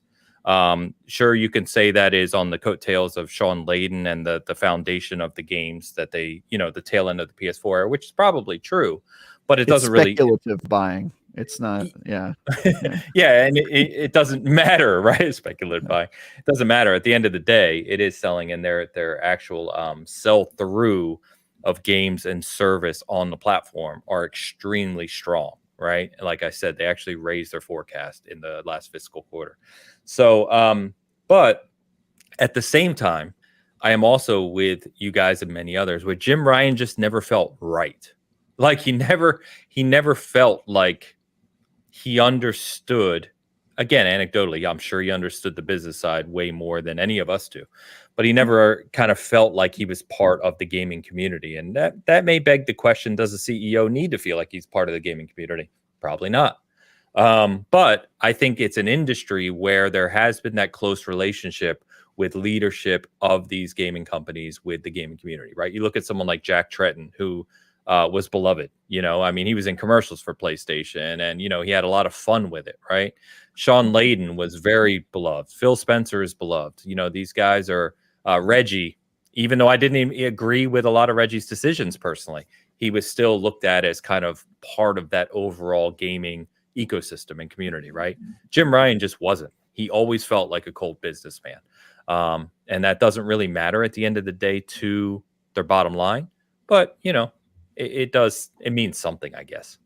I mean, it's not going to not sell consoles in the end. No, that's what I mean. It doesn't matter to the bottom line, but right. And we can't, as we've already said multiple times, we won't know what his kind of long-term financial impact to PlayStation as a brand is yet. Yeah. So we'll see. I think Travis's point is right in that if the investment into live service is as vast as it seems to be, and the documents we have do seem to be showing, right? If you look at their forecast of spending, there is a large chunk allocated towards live service. But as I've said multiple times on the show, it didn't detract from their spending on what they call core PlayStation experiences, which is their narrative-heavy single-player games. That investment is actually increased as well. Simply put, PlayStation is investing more across the board on their entire ecosystem. So don't think and don't run with a narrative that they're investing in live service and getting away from their core business. That's not what they're doing. They're investing in live service in addition to what they do today. So it'll just be interesting to see. I think what does give me a little bit of caution is that they've been talking about that for a little while now, right? It's been a good 18 months, I'd say, since we first started hearing this, and we started to see in the fiscal reports the investments start to show up. Yet we haven't seen anything. And obviously, game development takes a long time. We know this, right? So we don't know what's going on behind the scenes. But I think at this point, it would have been nice to have seen at least maybe one project that's coming in the future. There is certainly a theory to be formed of like, did Jim Ryan leave because he looked at the roadmap and was like, "Ew," you know what I mean? Like that could, because we don't know what the roadmap is. Yeah, we don't know what the roadmap is at PlayStation, and I've said in the past that us not knowing what PlayStation was working on is kind of exciting because maybe it's new IPs and whatever, but maybe it's Last of Us Part 2 remastered, maybe it's God of War, duology pack. Maybe it's a bunch of live service games that aren't going to work out. And so I think the unknown is both exciting and a little scary or concerning. And I don't know it could just be bad timing, but it could be possible that the CEO is leaving because things aren't looking good and he's sort of jumping off while his name is still valued and he could get a job elsewhere or do something else or sit on a board and make a bunch of money like CEOs tend to do. So I don't know. There's that angle of it. Well, I mean, what do you guys think of that? I think Hoeg said in our chat earlier this week that him leaving could be indicative of like rot in the company. Of rot, yeah. What do you guys think of that angle on it? I think it's plausible. It is a short term, especially as we've talked about. If you look at him coming in and then coming in just before the launch of what could be their most successful system, more successful than PS4, which is kind of crazy to think about, right? It's on track to outpace PS4, and coming into PlayStation when they're breaking their own records for revenue. It is kind of weird to see someone like that leave in such a short time frame. And it comes at a time, as we know, with these shifts we're talking about. So, I mean, I think it's certainly plausible. You could put a theory forth that there's stuff going on behind the scenes we're not privy to that caused Jim to say, yeah, I'm just done with this. It could be pushback from the top on the Sony side in some form. It could be the increased reliance of Sony on the PlayStation brand, right, to perform in certain ways that maybe he didn't agree with. I don't know. It could be a number of things. We're speculating, but it does feel a little sudden, I guess is the shortest way to say it. Yeah, definitely. I don't know, man. It seemed like, it was kind of out of nowhere. It wasn't just like last week, or he said something about, I think I saw a video of him saying something about, okay, well, we're still going to bring you, our bread and butter is going to be our, our story driven, and like I said, that shows in their investment docs. That's right. Yeah. Yeah. Then a week or two later, he's gone.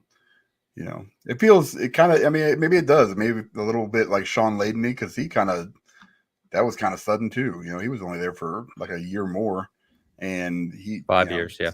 5 years. And he's been here for 4 by the end of.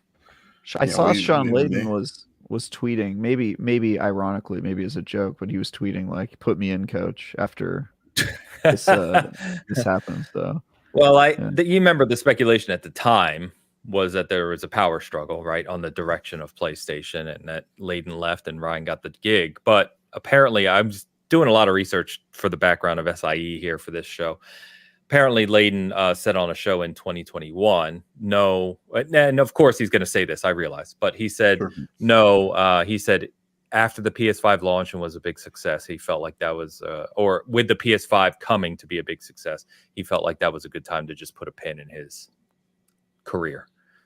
Which could, who knows? Again, we're speculating. You can go by their word.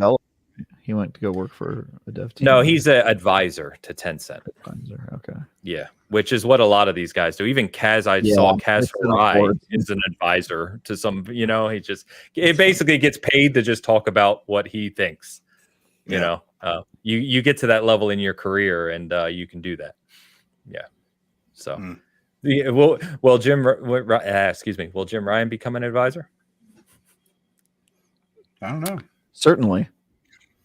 He's not just going to quit. I don't think people his age really retire anymore, even if they don't need to work. But yeah, I'd be willing to bet he'll be on some advisory board or something like that. Yeah, probably. Go work for the FTC as a anti-complete advisor. I heard the CMA is acquiring him. CMA is like, we like you. We like you. Are you always this way? No? Okay. Yeah, I don't know. He just always, I think, since day one, right? He's just one of those kind of weird guys. He just came off weird.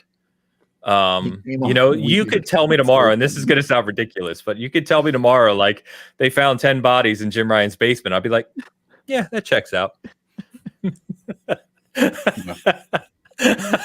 That's mean. But in all seriousness, though, you work in corporate space long enough, you meet guys like this. They're just these type of guys, right? There are those guys who are just flat corporate guys, and it doesn't mean they're not intelligent. Doesn't mean they're not. Obviously, he rose to the top of Sony Interactive Entertainment over a 30-year career. By the way, he started in PlayStation in the early 90s. So obviously, he was good at what he did, right? He just personality-wise, comes off a little strange, but so be it. Yeah. Anyway, we'll see what happens here. Like I said, Hiroki Tataki is the interim CEO. We'll see how long that lasts and who's going to be put in charge here. I think I speak for pretty much everyone when we say it would be nice to see someone like a Layden, like a Trenton, like someone who's going to lead with some vigor, right? To just at least kind of give you an excitement when you speak around the future of PlayStation. That would be cool to see. But if they bring Resistance back, I don't care what they look like. They'll be good in my book. That goes for you, Travis, as you take over. Why do you like Resistance? I just had a lot of fun with Resistance. I thought it was a unique take on an FPS. That's all, and it was better than Killzone. I never cared for Killzone. Killzone was I agree. It was Halo wannabe that always failed. I mean, I think they both were kind of Halo wannabes. Well, maybe Resistance was. I mean, a lot of shooters were in the early 2000s. Yeah, but right? To me, it was like I played those games after Halo and was like. Nah. Yeah, you guys don't get it. I'm good, yeah. But Resistance I like the alien aspect. Staggered sticks too. Come on. Yeah. It had unique weapons. I don't know. I just had fun with it. It was cool. Yeah. All right. So I guess this is more of an open question. We kind of already touched on it. Is there anything else you'd like to see out of PlayStation? Like as you look to the next 5 years, the end of the rest of the PS5 era, whether we get a Pro or not, doesn't matter. But the rest of the PS5 era, right? And you think about where PlayStation is right now, about the launch Spider-Man here in a couple weeks, right? Going into what we just discussed and speculation about their live service games. What is your what do you think we're going to see? What would you like to see out of them? Yeah, I think I'm going to speak in solidarity with Hoeg, even though he's not here, because I know one of the things Hoeg and I agree on PlayStation is that they were best when they were doing weird stuff. And I think that they have stepped away from that to chase Hollywood's tail a little bit and try to make super serious, depressing stories. And I'm okay with that. Some of the time, certainly, some of those games need to exist, but I don't think it needs to be all of their games need to be sad, people walking around and monologuing at each other. And I hope they get away from that and do weirder stuff.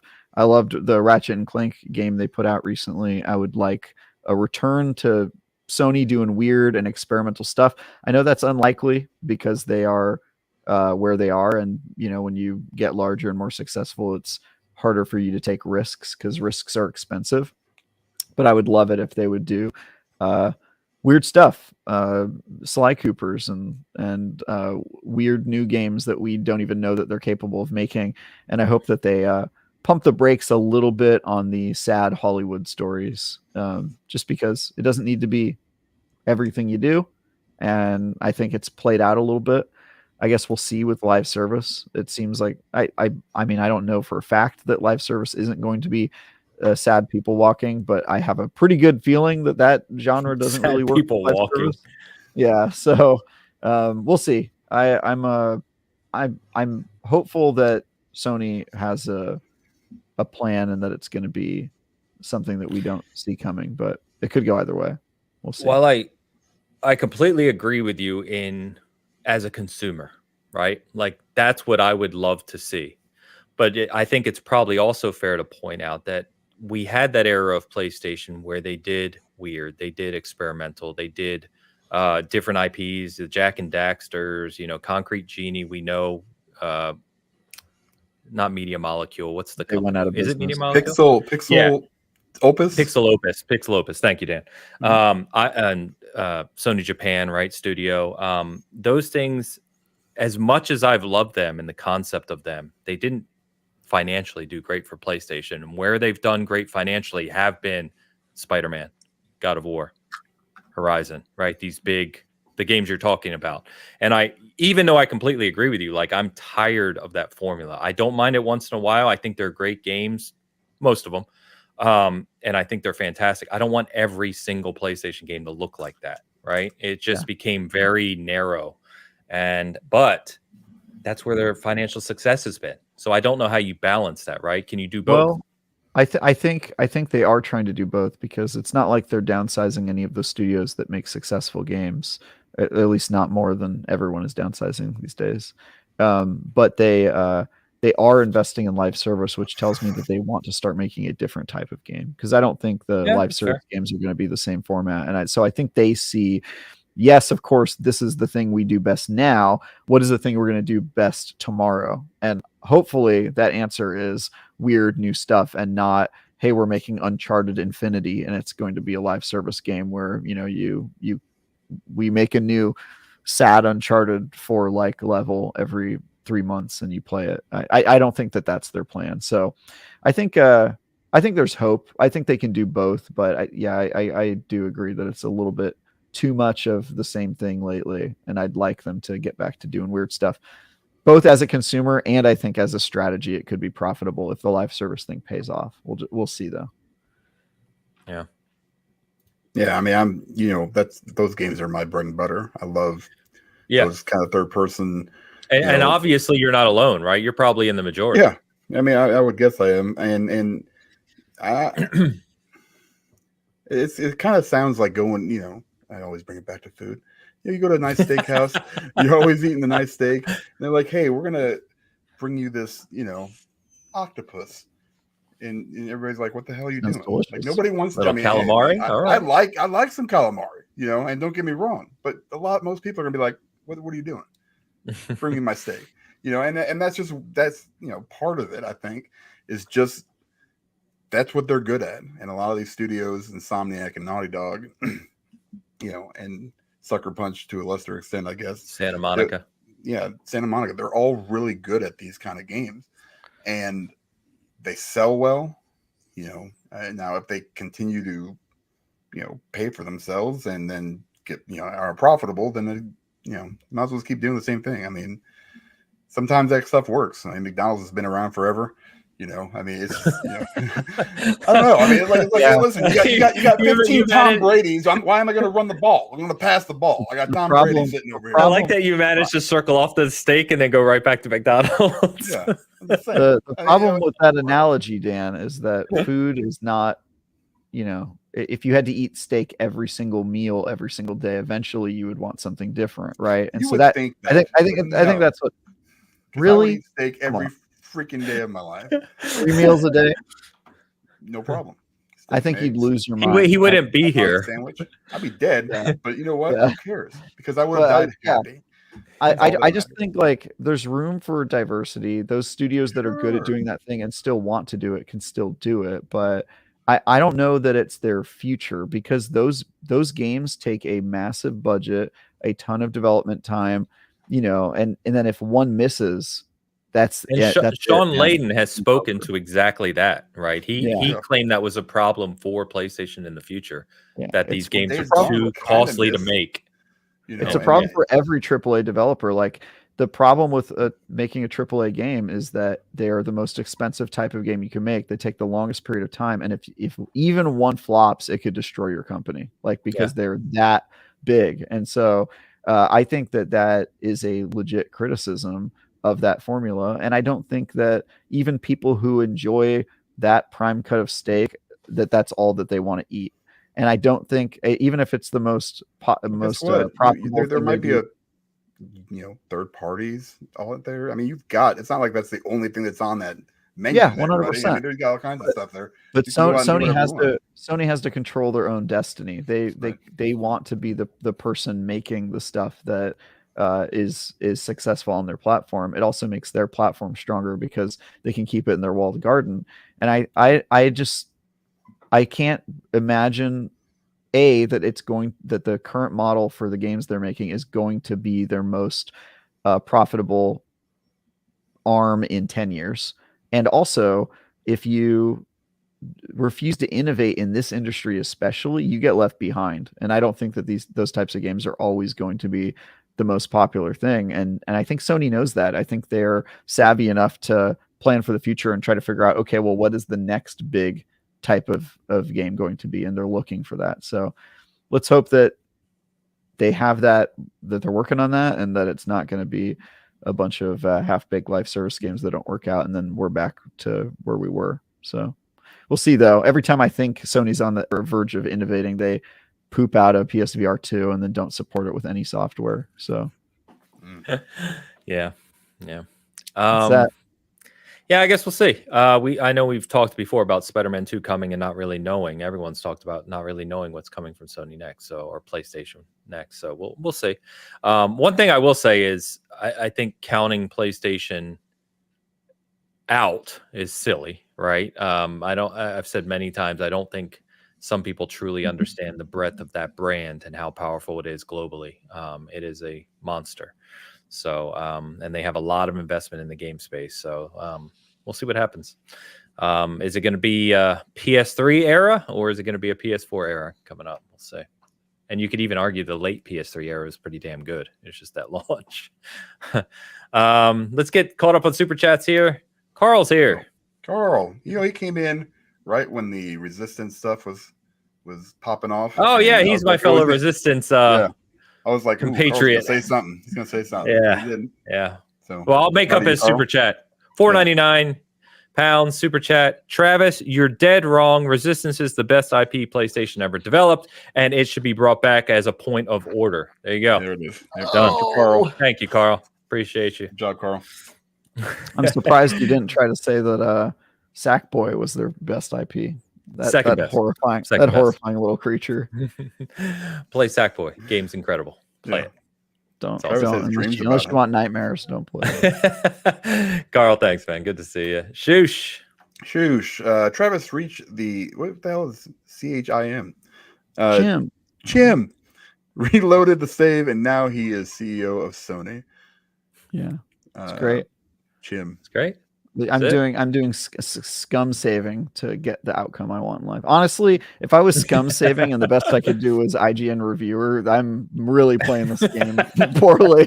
Things are not going well for old Travis. You have the ability to save scum your entire life. Where'd you end up? I write game reviews. I write game reviews. Is that okay? I don't know.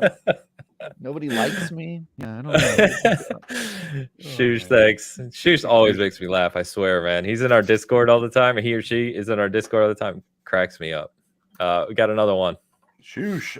Dan is right. Yes, I like Shoosh also. They should use baseball logic when selecting a CEO. He's a nice guy. Holds the bat weirdly, so that would be a no. Yeah, totally good with that. I mean, I think there definitely is some element to is this person palatable? Because the CEO does have to be the face of the company. And sometimes you look at a CEO and you think, I mean, this is especially true where I live in San Francisco with the startup industry, is you look at the CEO and you're like, bro, just be the CTO and hire someone else to be the CEO because you should not be the face. You know what I mean? You should not be the public face for this company. Yeah. No. Yeah, that happens a lot. Hi, Tim Sweeney. We're talking about you. Just go make the thing. Don't. Yeah, don't you be over there behind the curtain. Let me talk to people. Yeah. Shush, thank you. Debbie W's back. With a $10 super chat, I'm purely a PC gamer, so my only impression of Jim Ryan is from the Microsoft ABK deal and its legal filings. My impression of the man, overly dramatic crybaby, however fair or not that is to him.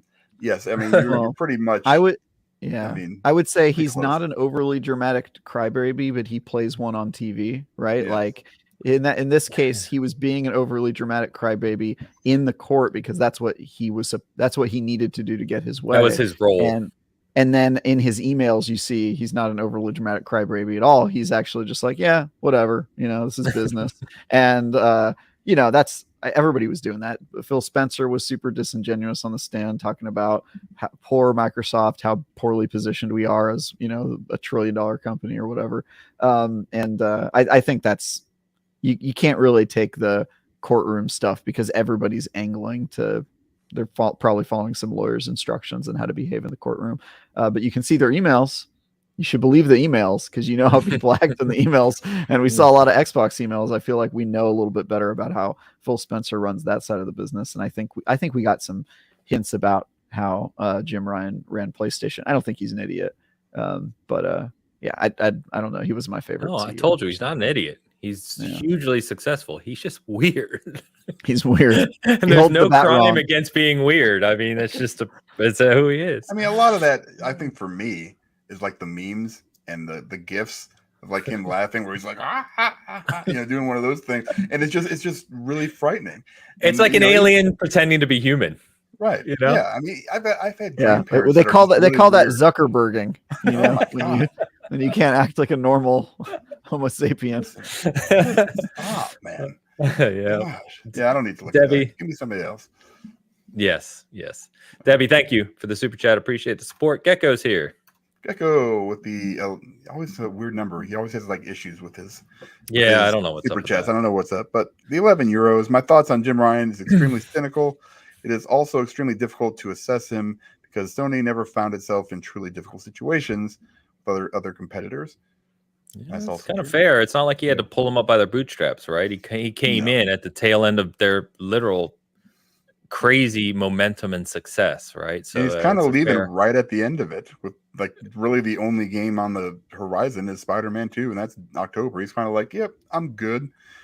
And that kind of goes back to Travis's point. Like there might be more to it that we'll find out over time, right? So I mean, I also think that 30 years is a hell of a retirement. If he's putting his if he's got his ducks in a row, totally, he's gonna be he's probably just hit that moment where it's just like, yep, I'm good, because that would have been me as well. Bye. Would have been me well before where he was. Like it's like, wait a minute, they're buying Activision. Nope. All right, sorry. Like, who's next? Gecko, thank you. Yeah, I do agree. That's a good thought, Gecko. That he did kind of just ran, right? He ran on cruise control, if you will, in that sense, at least from what we've seen so far. So, Sid's back.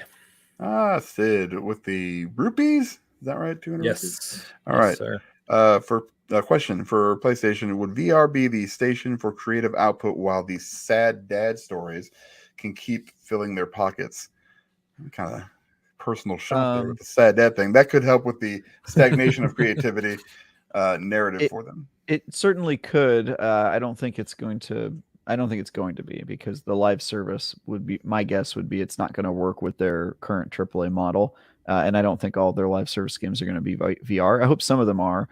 But one of the things I love about VR, and people will know that I was a VR skeptic for years and years and years, basically until Half-Life Alyx finally proved to me that there's a lot of value there.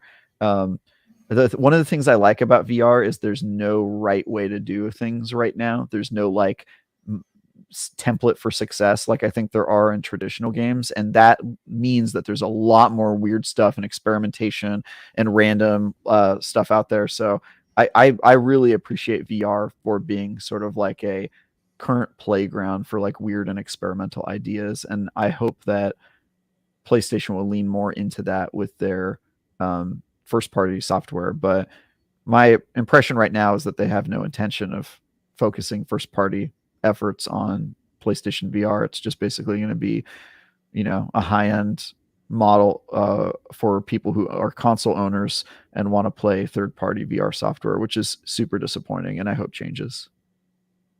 Yeah, I'd agree on the last point there in particular. We've talked about that, right? I still use my PSVR 2 multiple times per week, but if I'm being honest with you, I'm playing Beat Saber, so it's not really like it's. I just use the MetaQuest because I don't have to plug in the wires. Yeah, right? Which is fair too. By the way, are we going to talk about MetaQuest 3? That got I pre-ordered mine this week. I don't know if anybody's excited about that. I didn't even know it was a thing. So excited, no, but curious. Paying attention to it. My wife has the MetaQuest 2, which she stopped using and I started using, and then I got PSVR 2. So here's why you should be excited about the MetaQuest 3. Not because it's going to be like a game changer in terms of power, but a lot of my developer friends who work in VR have said that basically the space has sort of been killed by the fact that MetaQuest 2 is the leader and it's low power, because that just means that people have to develop for the lowest common denominator, and it means that a lot of developers aren't excited about working in VR because of that. MetaQuest 3 is a significant boost in power. It is still fully wireless, so it's obviously not going to compete with PSVR 2 or the Oculus or anything like that. Or not Oculus. What am I thinking not of? Oculus. The Steam Index. Valve Index. Yeah, thank you. I own them all right here. Yeah, it's obviously not going to compete with those, but I think it will increase the bar fairly significantly on the types of experiences that will work on the MetaQuest 3. And for better or for worse, right now the MetaQuest 3 is the MetaQuest series is sort of deciding what types of games it's going to raise the baseline. Yeah, which I think could be enormous. So I'm going to get it just to support the industry and my fellow San Franciscan Zuckerberg, we'll see what happens. He needs the money, so good. Yeah, clearly 106 billion. So it's not enough. I may get one down the line. I haven't planned on getting one yet, but on Sid's, going back to Sid's point here, I honestly I just agree primarily with what you said, Travis. To a degree, maybe, but I don't think the degree is that large, right? Especially as this generation goes on, the gap between ownership of PSVR 2 and PS5 is going to increase, right? There's going to be more and more, less and less of a percentage of PS5 owners will own PSVR 2, I would imagine, over time. And therefore, if you're talking about experimental creativity and you want to get that to enough players, it's going to need to be on PS5 as a core game rather than a VR game. I mean, the counter argument there is the same thing I said before the PSVR 2 launched, which is the only way that changes is if they make compelling software that can only. Of course, it's a vicious cycle. Which I think they 100% could do. If they made a killer app for PSVR 2, everyone would go out and buy one for their PS5s. But it just looks right now from where I'm sitting like Sony has no intention of doing that, which is hugely disappointing. It makes me wonder why the heck they even put out the PSVR 2 if they didn't have the plans to do that. So I don't know. I'm a little bummed about where VR is at right now because I 100% believe in the potential, but it's languishing a bit, which is unfortunate. Yep. Very fair. Sid, thank you as always. Gecko's back. Gecko. With the €6, I do wonder if modern Sony can pull itself out of the crisis like the initial PS3 failure and the big hack in the 2010s. You remember when PSN was down for months? Like, it's just crazy. Could you imagine that happening today? Like, no. Didn't it happen not that long ago? Wasn't there a DDoS and PlayStation and Xbox were both down for like a really long time? It was like right around Christmas. There was a couple days where there were connectivity issues, but the one he's referring to, I think, is when literally PSN was down for months. Like, I got to look it up now, but it was absurd to think about today. Yeah, awesome. Well, also back then they were paying $0 for the service, so you get what you pay for. I think certain point. Yeah. Sorry, I was trying to look it up. Was the result of external intrusion. It lasted 3 weeks and 3 days, so just under a month that PSN was down completely. Yeah, so nice. Yeah, crazy. Times. Yeah, I don't know. Honestly, I think obviously from a financial stability perspective, PlayStation is a lot larger now than they were then. And if you look at their kind of overall annual and fiscal revenue, it's kind of bonkers, to be honest. But I'd say the stakes are higher too. They have stronger competition now in the space, and there's more visibility to failures than there was at that time. So it's an interesting question, Gecko. I don't really know the answer. I hope we don't have to find out in a negative way, right? But we'll see for sure. Thank you for the super chat. Appreciate you. Let's get back to proper gold frame Hoeg here. In this space, in this vein, I wanted to talk about, because I think this is worth touching on. I know Hoeg would have thoughts here. It's a shame he's not here today, but around kind of the layoffs across the industry. So, there are some other big ones this week, and we've kind of seen this in various forms pretty consistently, I'd say, since last year, right? And obviously through COVID for various reasons. But this week, we got Epic Games announcing they were laying off nearly 1,000 people. I think it was something like 960. A lot of people, right? Of their team, I think it was. Yeah, something like that. And that included parts of their org, their umbrella, like Mediatonic, who, makes Fall Guys, right? What would be considered a wildly successful live service game, generally speaking, laid off, a ton of people there. And then Sega also reported just bought that company too. Yeah. And Sega also reported some lower profitability metrics were being hit versus target. So they had layoffs as well, not as nearly as vast as Epic, but some across the board, including Creative Assembly, a very well-known, been around a long time developer. And they canceled their upcoming Hyenas game as well. That was announced this week. So I just want to quickly touch on this because it feels to me, and I know, Travis, you see a lot of this, right, in your space. And Dan and I obviously have lived long enough to live through these things and seen these things in every industry, since the dawn of time. But it feels like kind of two main points I want to point out. One, it feels like growing pains of an industry that is growing at a rate from a revenue standpoint and user standpoint that doesn't really understand how to manage that quite properly, what I would say.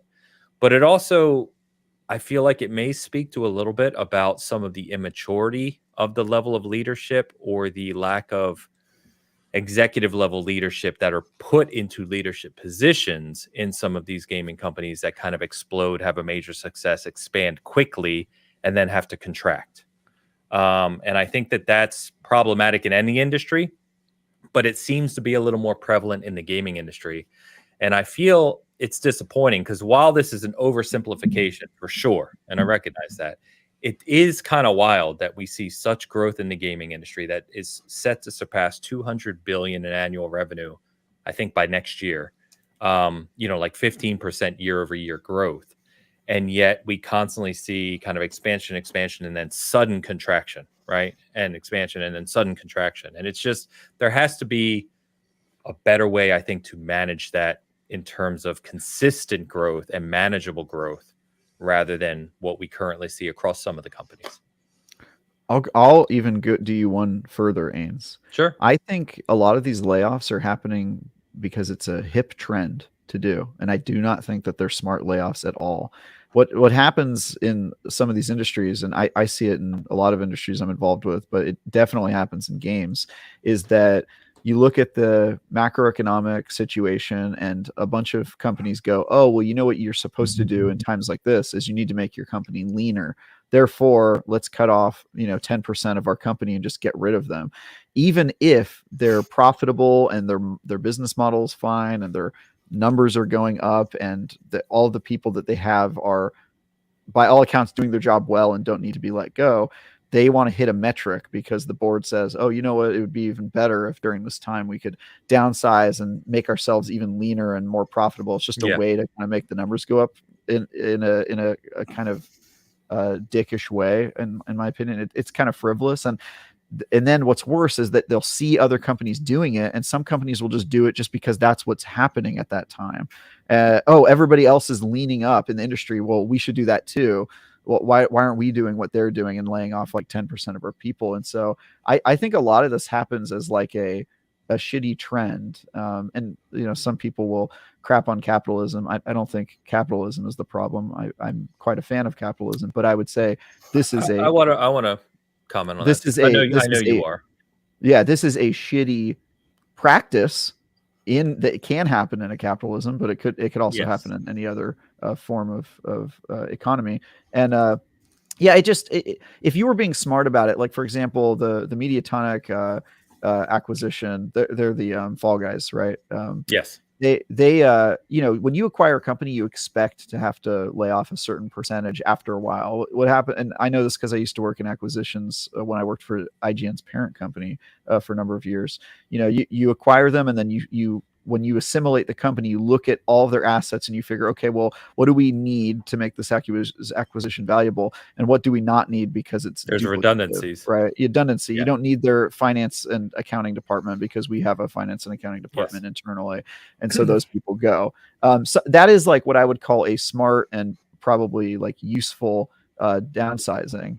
What is not useful is just saying, well, we want to hit this number, and therefore the best way to do that is to lay off this percentage, and to hell with who those individuals are or what their contributions are to the company, and an obsession with growth. And so again, I'm not going to blame the model of capitalism. I think capitalism can be fantastic when it's regulated and when it upholds the ideals that you want, but there is certainly a shitty version of capitalism that I think our country sometimes leans into, and this obsession with growth and a need to hit metrics and laying off people just to hit a certain percentage really pisses me off. And I especially with Epic Games, like that one really bothers me because it's like, dude, you own Unreal. You know what I mean? Like Fortnite, there's no way that these layoffs had to happen. And so if you don't actually believe that the people you're laying off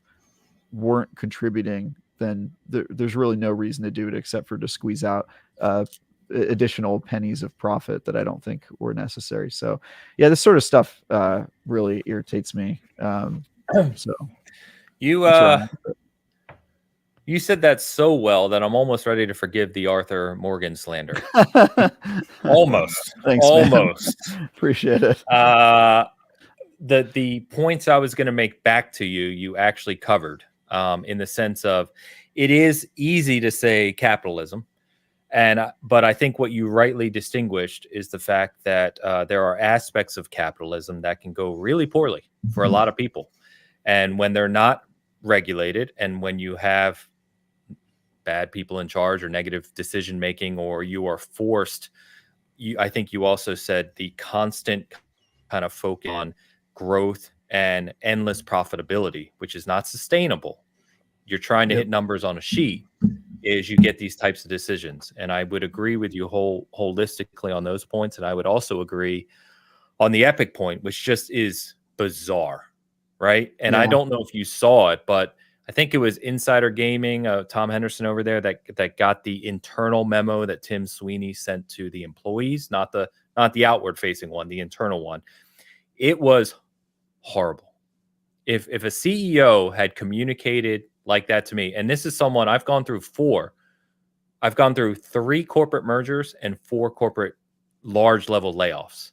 So I'm experienced in this vein. If I had seen that letter from a CEO while they were laying off my peers, I would be furious. It was as disingenuous and unempathetic as I may have seen. And to your point, a company in the tech space that owns Unreal Engine and Fortnite and other games that do extremely well, the fact that they cannot support their base developers or support kind of healthy living for their core developers is almost unforgivable.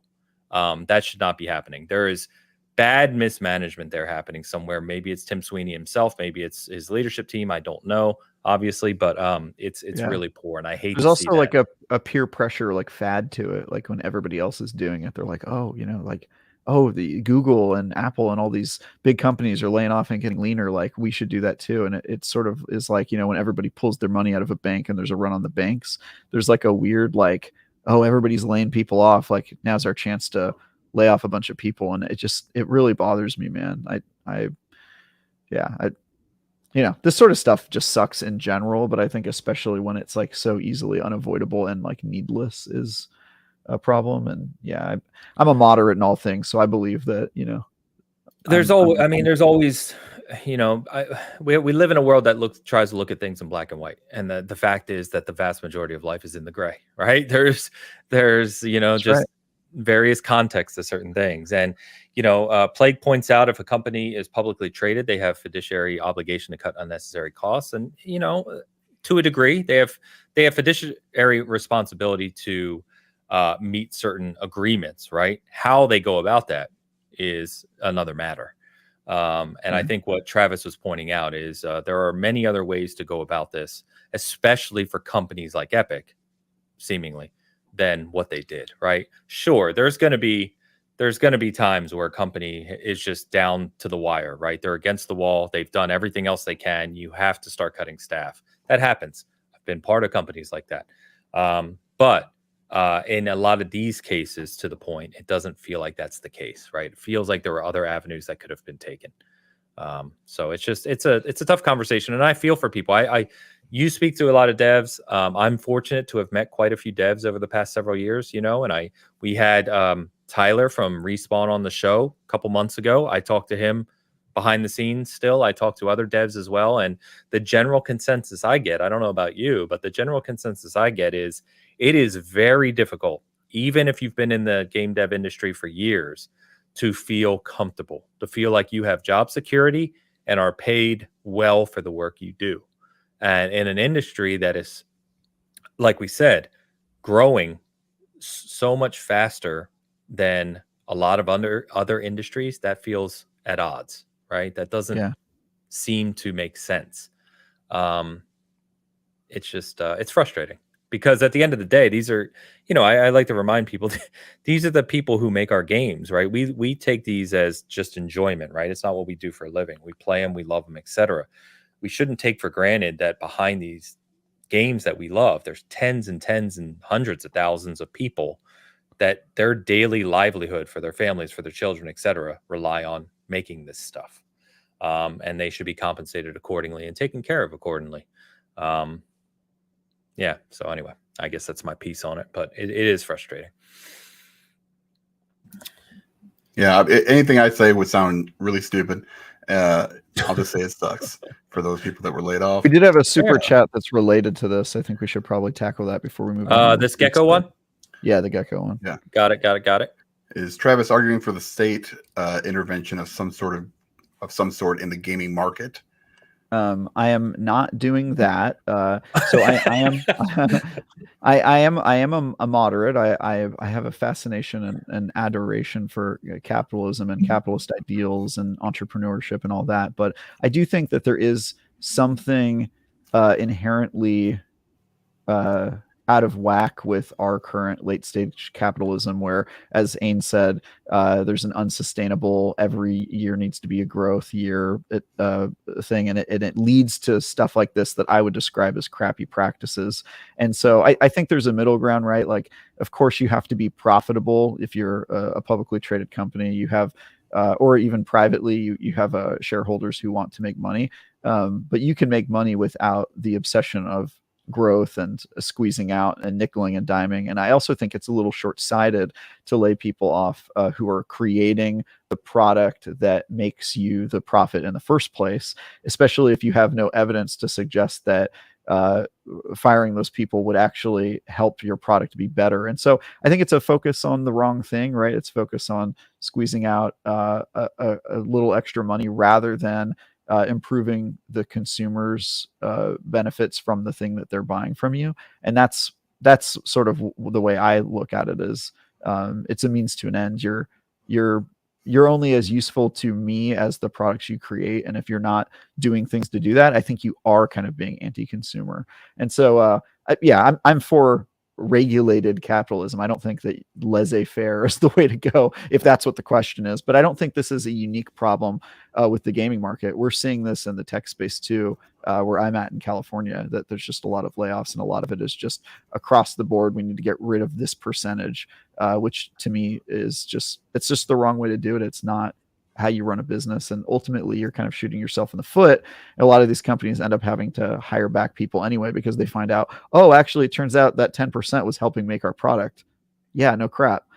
So it's a very silly situation, and I think there's probably a regulatory thing that could happen to get rid of this problem and make our capitalism a better one. But I don't think it's specific to the games industry, and I'm also just I'm not a huge like big government, like they should be involved in everything guy anyway. So no, it goes back to leadership within the industry and the organization, right? At the end of the day. It's funny because you mentioned the goal of endless profitability and growth, and I think that's where they can get into trouble, right? When you always expect to grow regardless of outside circumstances, that's tough. I think Hargy, good to see you, man. I'll get to your super chat in a second. Funny enough, his super chat touches on this, but it reminded me, I don't know if you saw this, but if you didn't, the Arizona Tea co-founder and CEO during COVID, he was asked about why their iced tea is still 99 cents. Did you see this? And he basically came out and said, he said, we're going to hold our price as long as we can, even though their costs were higher, right? So their profitability was going down. But he basically said something to the effect of, look, everyone else in the world is being asked to tighten their belts. I think we need to do that as well.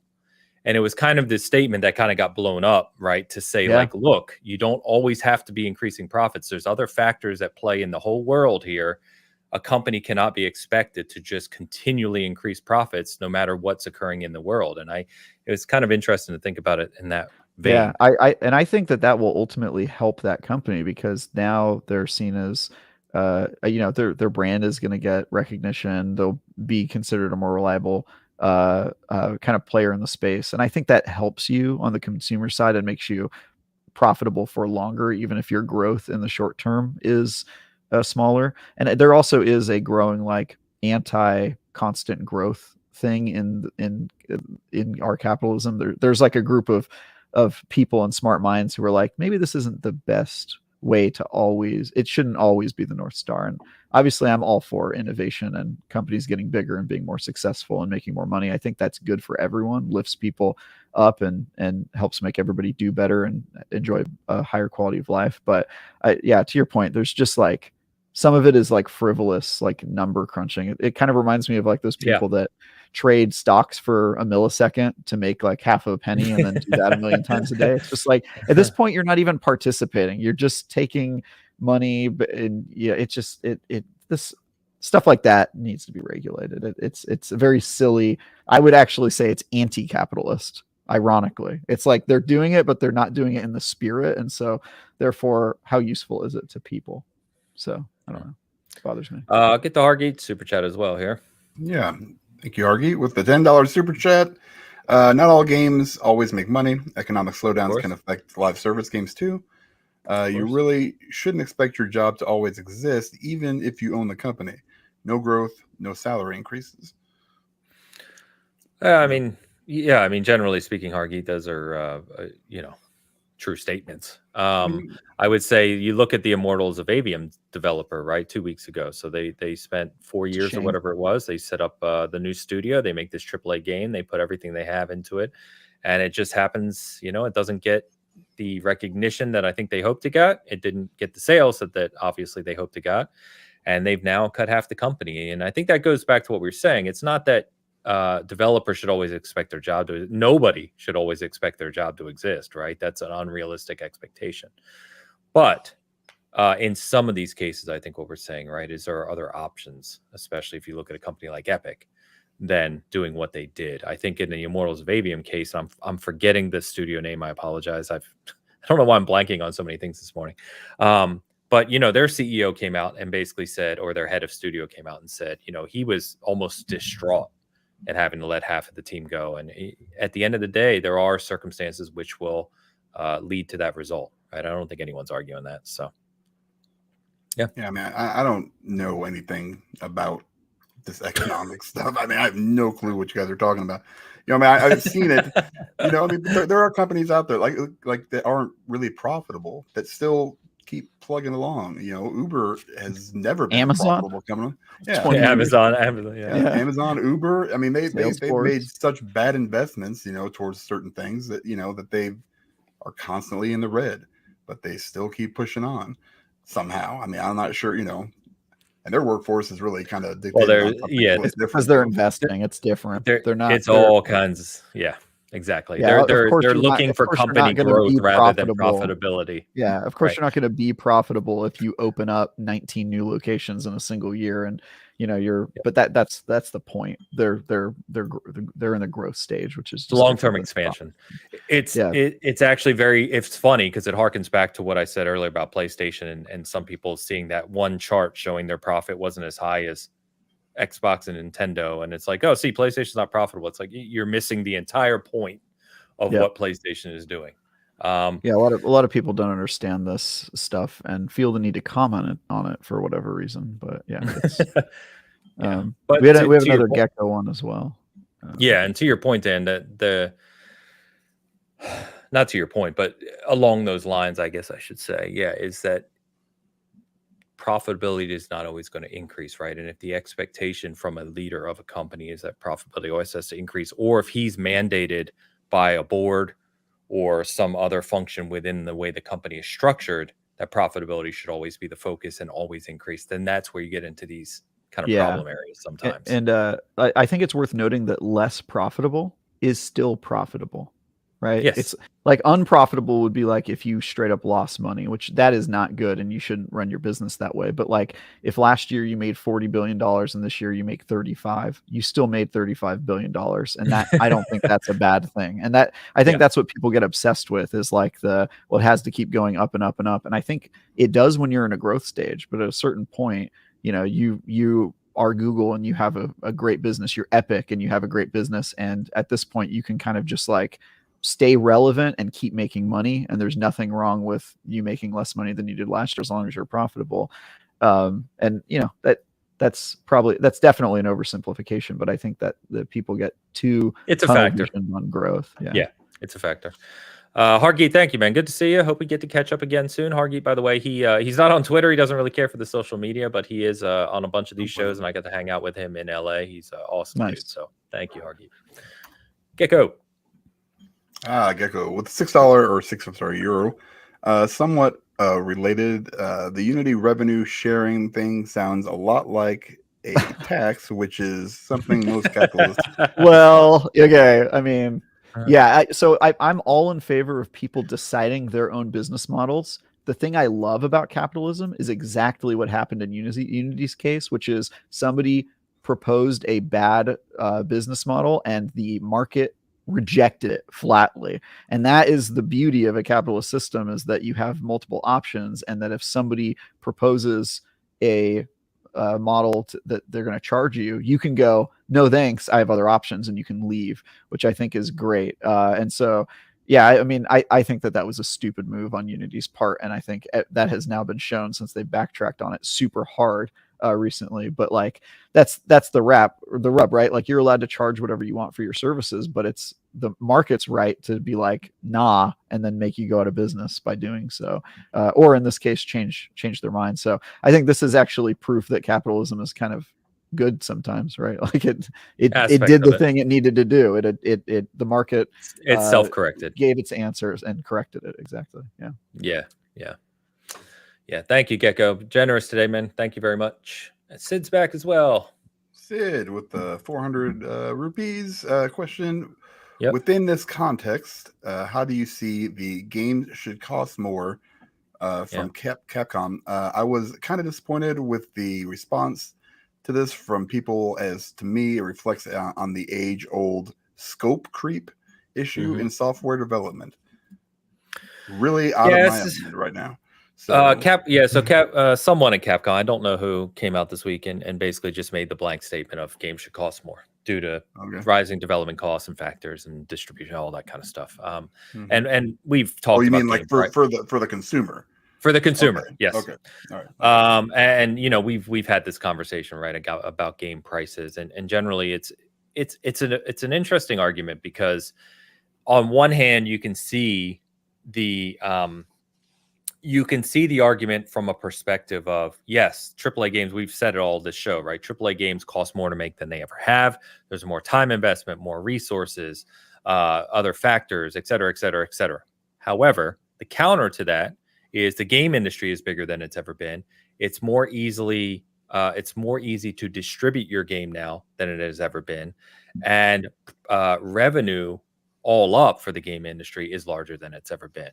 So again, there's factors on both sides, but I think that I think it's hard to say that games should cost more, as Capcom themselves are reporting record revenue, right? They're in the best place they've ever been. Capcom, they've talked about their sales of Monster Hunter with Resident Evil.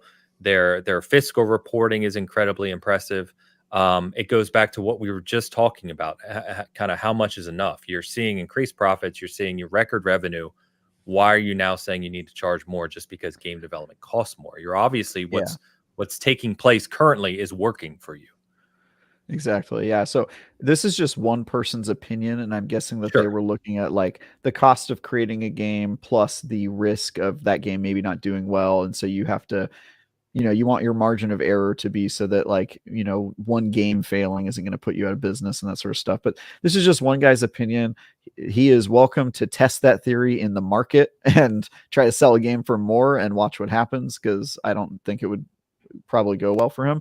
But we are seeing like devs are getting creative with how they can support it. You see the early access thing, you see premium editions, you see DLC, you see microtransactions. So clearly the market has decided that games should cost more than $60 or $70 with all of those other funnels of revenue. So I think, this is a theory. You're free to test it and see what happens. But I think probably most people spending would disagree. I think we're paying quite a bit for our games. And I think, especially with all the different ways you have of charging us more money these days, we're probably paying enough. So, I wouldn't be too concerned about one person's opinion about the way it should go. Probably. No. Yeah.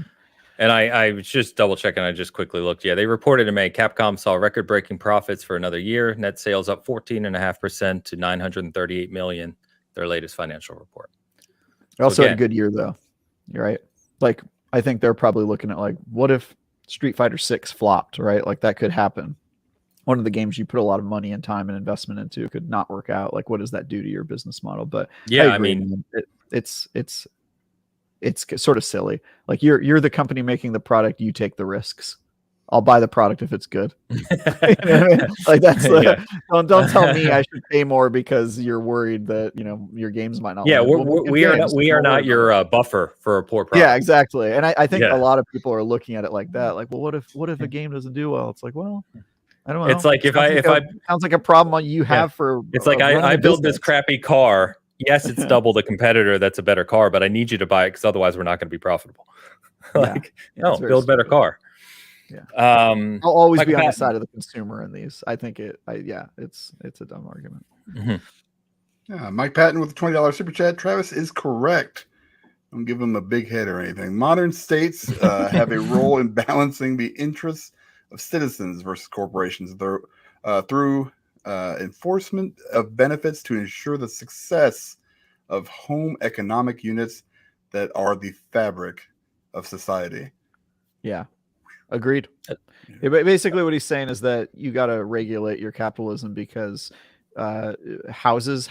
people have to be doing well for a capitalist system to exist. Yeah. Because if they're not, that's a long-winded way to say that, Michael. But yes. Yeah. If people are broke and they can't buy your goods and services, then your corporations aren't going to be doing well. So therefore, everybody wins when everybody's doing better. And I think that's something corporations forget when they're laying off 17% of their company, is that, like, you're having an impact on the economy that you are complaining about, right? Oh, the economy's not doing well. You know what would help it? Firing 1,000 people who are in that economy. Right. Good plan, dude. You know what I mean? Like, so I agree. I'm a moderate in all things, and regulation is good. Overregulation is bad. Like all things, like Ains said, The middle is almost always right at everything. So if you have extremist views, you're probably wrong, would be my guess. It's usually true. Yeah. Michael, thank you. Very generous super chat. Appreciate you. Appreciate the comment. Yeah, it's and then, we haven't even gotten into I said global factors earlier, and as someone pointed out, like how the yen is doing versus the dollar. All that stuff comes into play, and that's kind of what we try to talk about on the show. Is there are so many factors into a lot of these broader conversations we have. We try to give the insight and context that we can speak to intelligently, right? But I just caution the people who take like an image or a picture and then just go off a deep end talking about like they know what they're talking about. There's so much speculation that is nowhere in basis in reality on a lot of these discussions. You need to be careful. Oversimplifying complex issues tends to be a bad idea pretty much across the board. Yeah, true. Michael, thank you. All right. Well, boys, we are at the tail end here. As I already said, the only other thing I was going to touch on some of the game updates. So Banishers, Ghosts of New Eden, which was a new game from Focus Interactive that was scheduled to come out this month. They did the smart thing and said, hey, October is way too intimidating for us. We're going to launch in February instead. They said? Was that the reason? In the comment, they said that October there's too much. Yeah, I don't remember the wording, but to that effect. Smart move. Good on them. That's the second game to do that, because remember, Alone in the Dark did that too. And Baldur's Gate did it, but a month earlier. They avoided Starfield. They avoided Starfield. True. Yep. So their move to February. Knights of the Old Republic remake, meanwhile, seems like it may be dead. Not only did we start to hear last year, or maybe it was earlier this year, the speculation that the development of it was going poorly, that the studio was in turmoil. But now PlayStation has literally gone out and made all the trailers and their state of play that included it private. You can't even watch them anymore. It's being wiped. Star Wars. Knights of the Old Republic remake. Yes. By Bastards. Aspire Media, I believe it was. Yeah. What a disappointment. Yes, big disappointment. I think there were many of us. I had KOTOR on my top 25 list. I adore that game. Me too. So I know. So we'll see what happens here. Hopefully we get official word sometime soon, but kind of sad that it's not looking good. That's for sure. And then I already said that Alan Wake 2 previews are glowing. Hoeg made sure to point out while he was here in his chat that Alan Wake is incredible, and he is more excited for the Alan Wake 2 than I think anything else. So we'll obviously have a lot to say on that in the coming weeks. But I'm so excited for Alan Wake 2. I'm sad I'm not reviewing it. I do want to review Banishers, though. I think I might get that review. It actually looks pretty cool. I've been mixed on Focus games. Focus kind of lives in that AA space a bit, and some of their games I really like, and some just don't hit for me at all. So I think everybody feels that way. If you like every Focus home game, I don't know what to tell you, because it's sort of I kind of like the gamble, though. Don't you like the gamble? If it's not your money, it's great to just be like, oh sure, I'm going to review this game, and maybe it'll be great, and maybe it will be bad, and then you kind of just find out if it's a technomancer or if it's a, what's the 1700s RPG they made. Why am I forgetting this? Are you talking about Spiders? Who made? What's the game Spiders made? Greedfall? Greedfall. He got it. There you go. Greedfall. Yeah. Thank you. My brain is Is it going to be a technomancer, or is it going to be a Greedfall? Like that's the roll the die you roll when you play a Focus and that game. Spider's Doom game got delayed. It looks really good. Again, I don't know what's going on. I got to get some sleep. Oh, they did. All I can think about is race cars. Plague Injected pointed out they did Plague Tale: Innocence and the sequel Requiem. That's true, Plague. Yeah, good call out. Yeah, good call out. Every once in a while they strike gold, and I kind of like that, because really the AA space is still where you can experiment a little more, and I think you get some weird ideas and interesting stuff. So I really like those games, and I love especially reviewing those games, because you never know what you're going to get. You could get a fantastic game like Requiem, or you could get something that doesn't really hit like Technomancer. So I love that stuff. Rick, he meant published. Focus published it. Asobo developed. Yeah. We're talking about a publisher right now. Yeah. Yes. A couple super chats to get to. Gecko is back again. He's all over the place. All over the place. Another €6. To briefly come back on the previous discussion, there are no companies without workers and no markets without consumers. True. Yes. Yeah. I mean, that pretty Except much for sums candy it up. corn. Oh, candy corn. Yeah, we're coming to it. We're coming to it. No workers and no consumers. They're the only. All the candy corn ever made was made in 1924, and it's just still being distributed. It was made decades ago, and nobody eats it. It's the only. Gecko, thank you very much. And Vintage Willow with the rare super chat. Very generous, usually with the memberships, but the rare super chat pointing out something very true. Candy corn lovers won the poll. More candy corn for us. I saw them. They were losing before. They were. We have 37%. That's a win for candy corn. That's funny. We're counting that as a win. Anything over 20% is a win. You're counting a 50% deficit as a victory. That's very funny. Let's go, candy corn lovers. Actually, I'm very proud that there's nearly 40%. That's nearly surprising. 40%. I will say I was expected to be like 20%, but I got this. I'm always confused by the seasoned gaming viewer. Maybe I don't understand, but like a lot of times they vote like the Red Vine Twizzlers thing. They voted Twizzlers. See, that one's weird. Yeah, Twizzlers. I feel a lot of times you put up a poll and I'm like super confident, like for sure we're gonna win this, and then it goes the other way, and I'm like, who are these people in this chat? Who are these folks? I just don't get it. Willow, thank you very much. Shoosh comes in late. He has to. They have to comment. There is no market without consumers. There is no candy corn without people with no taste. This is true. Same people that eat the red vine. Got him, Shoosh. Wreck him. Yeah. Oh man. Oh god, that's good, Shoosh. Thank you very much. You guys have been great today with these super chats and comments, for real. Thank you so much. Very generous, everyone, today. Good time. Shame Hoeg couldn't be here with us. I think he would have had a lot of fun on this one. But good he could stop by the chat. We will be back to the fabulous foursome next week, I believe. Like I said, with our Assassin's Creed and Mirage. I can't say it like Travis. Hit me. Mirage. That review. And Forza Motorsport as well, along with obviously whatever happens this week and some more into the heart of October.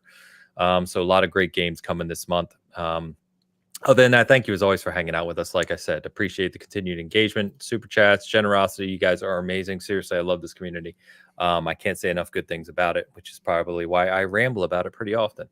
So thank you very much. Last thing I want to say is my cousin from England who was here, which I told you guys when he was visiting, I got him into Ted Lasso. So I introduced him. By the way, he played football for most of his life.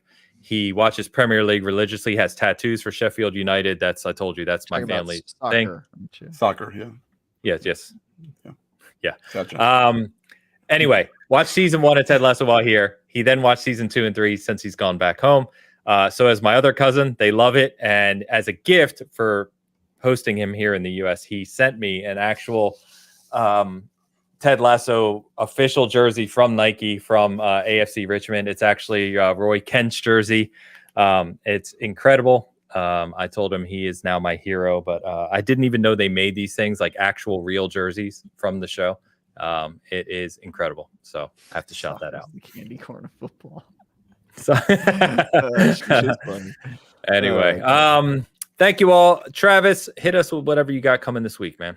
Yeah, I've got a High on Knife review coming out tomorrow. I've got 2 previews coming out this week that I still cannot talk about until they're out there, but they're both very interesting upcoming games that I'm excited to talk more about, and I'll be able to talk about next week.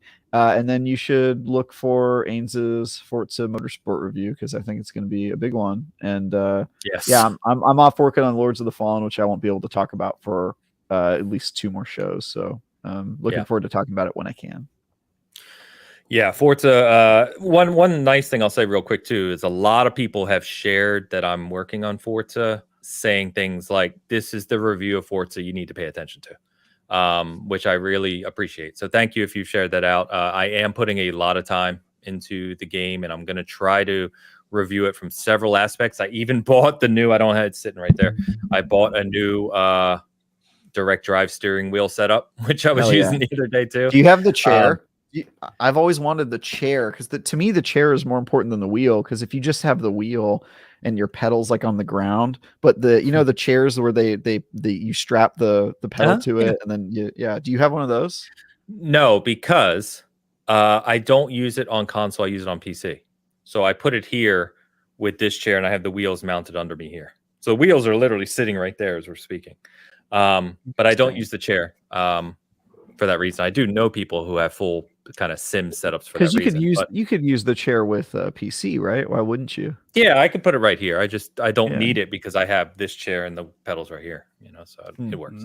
But anyway, I'm putting a lot of time. I'm going to comment on a lot of aspects of that. Obviously, like I said, I can't speak about them yet, but I'm super excited to share. So other than that, have a good week. Thank you, everyone. As always, we will see you next Sunday with the foursome back. Until then, enjoy your games. Talk to you then.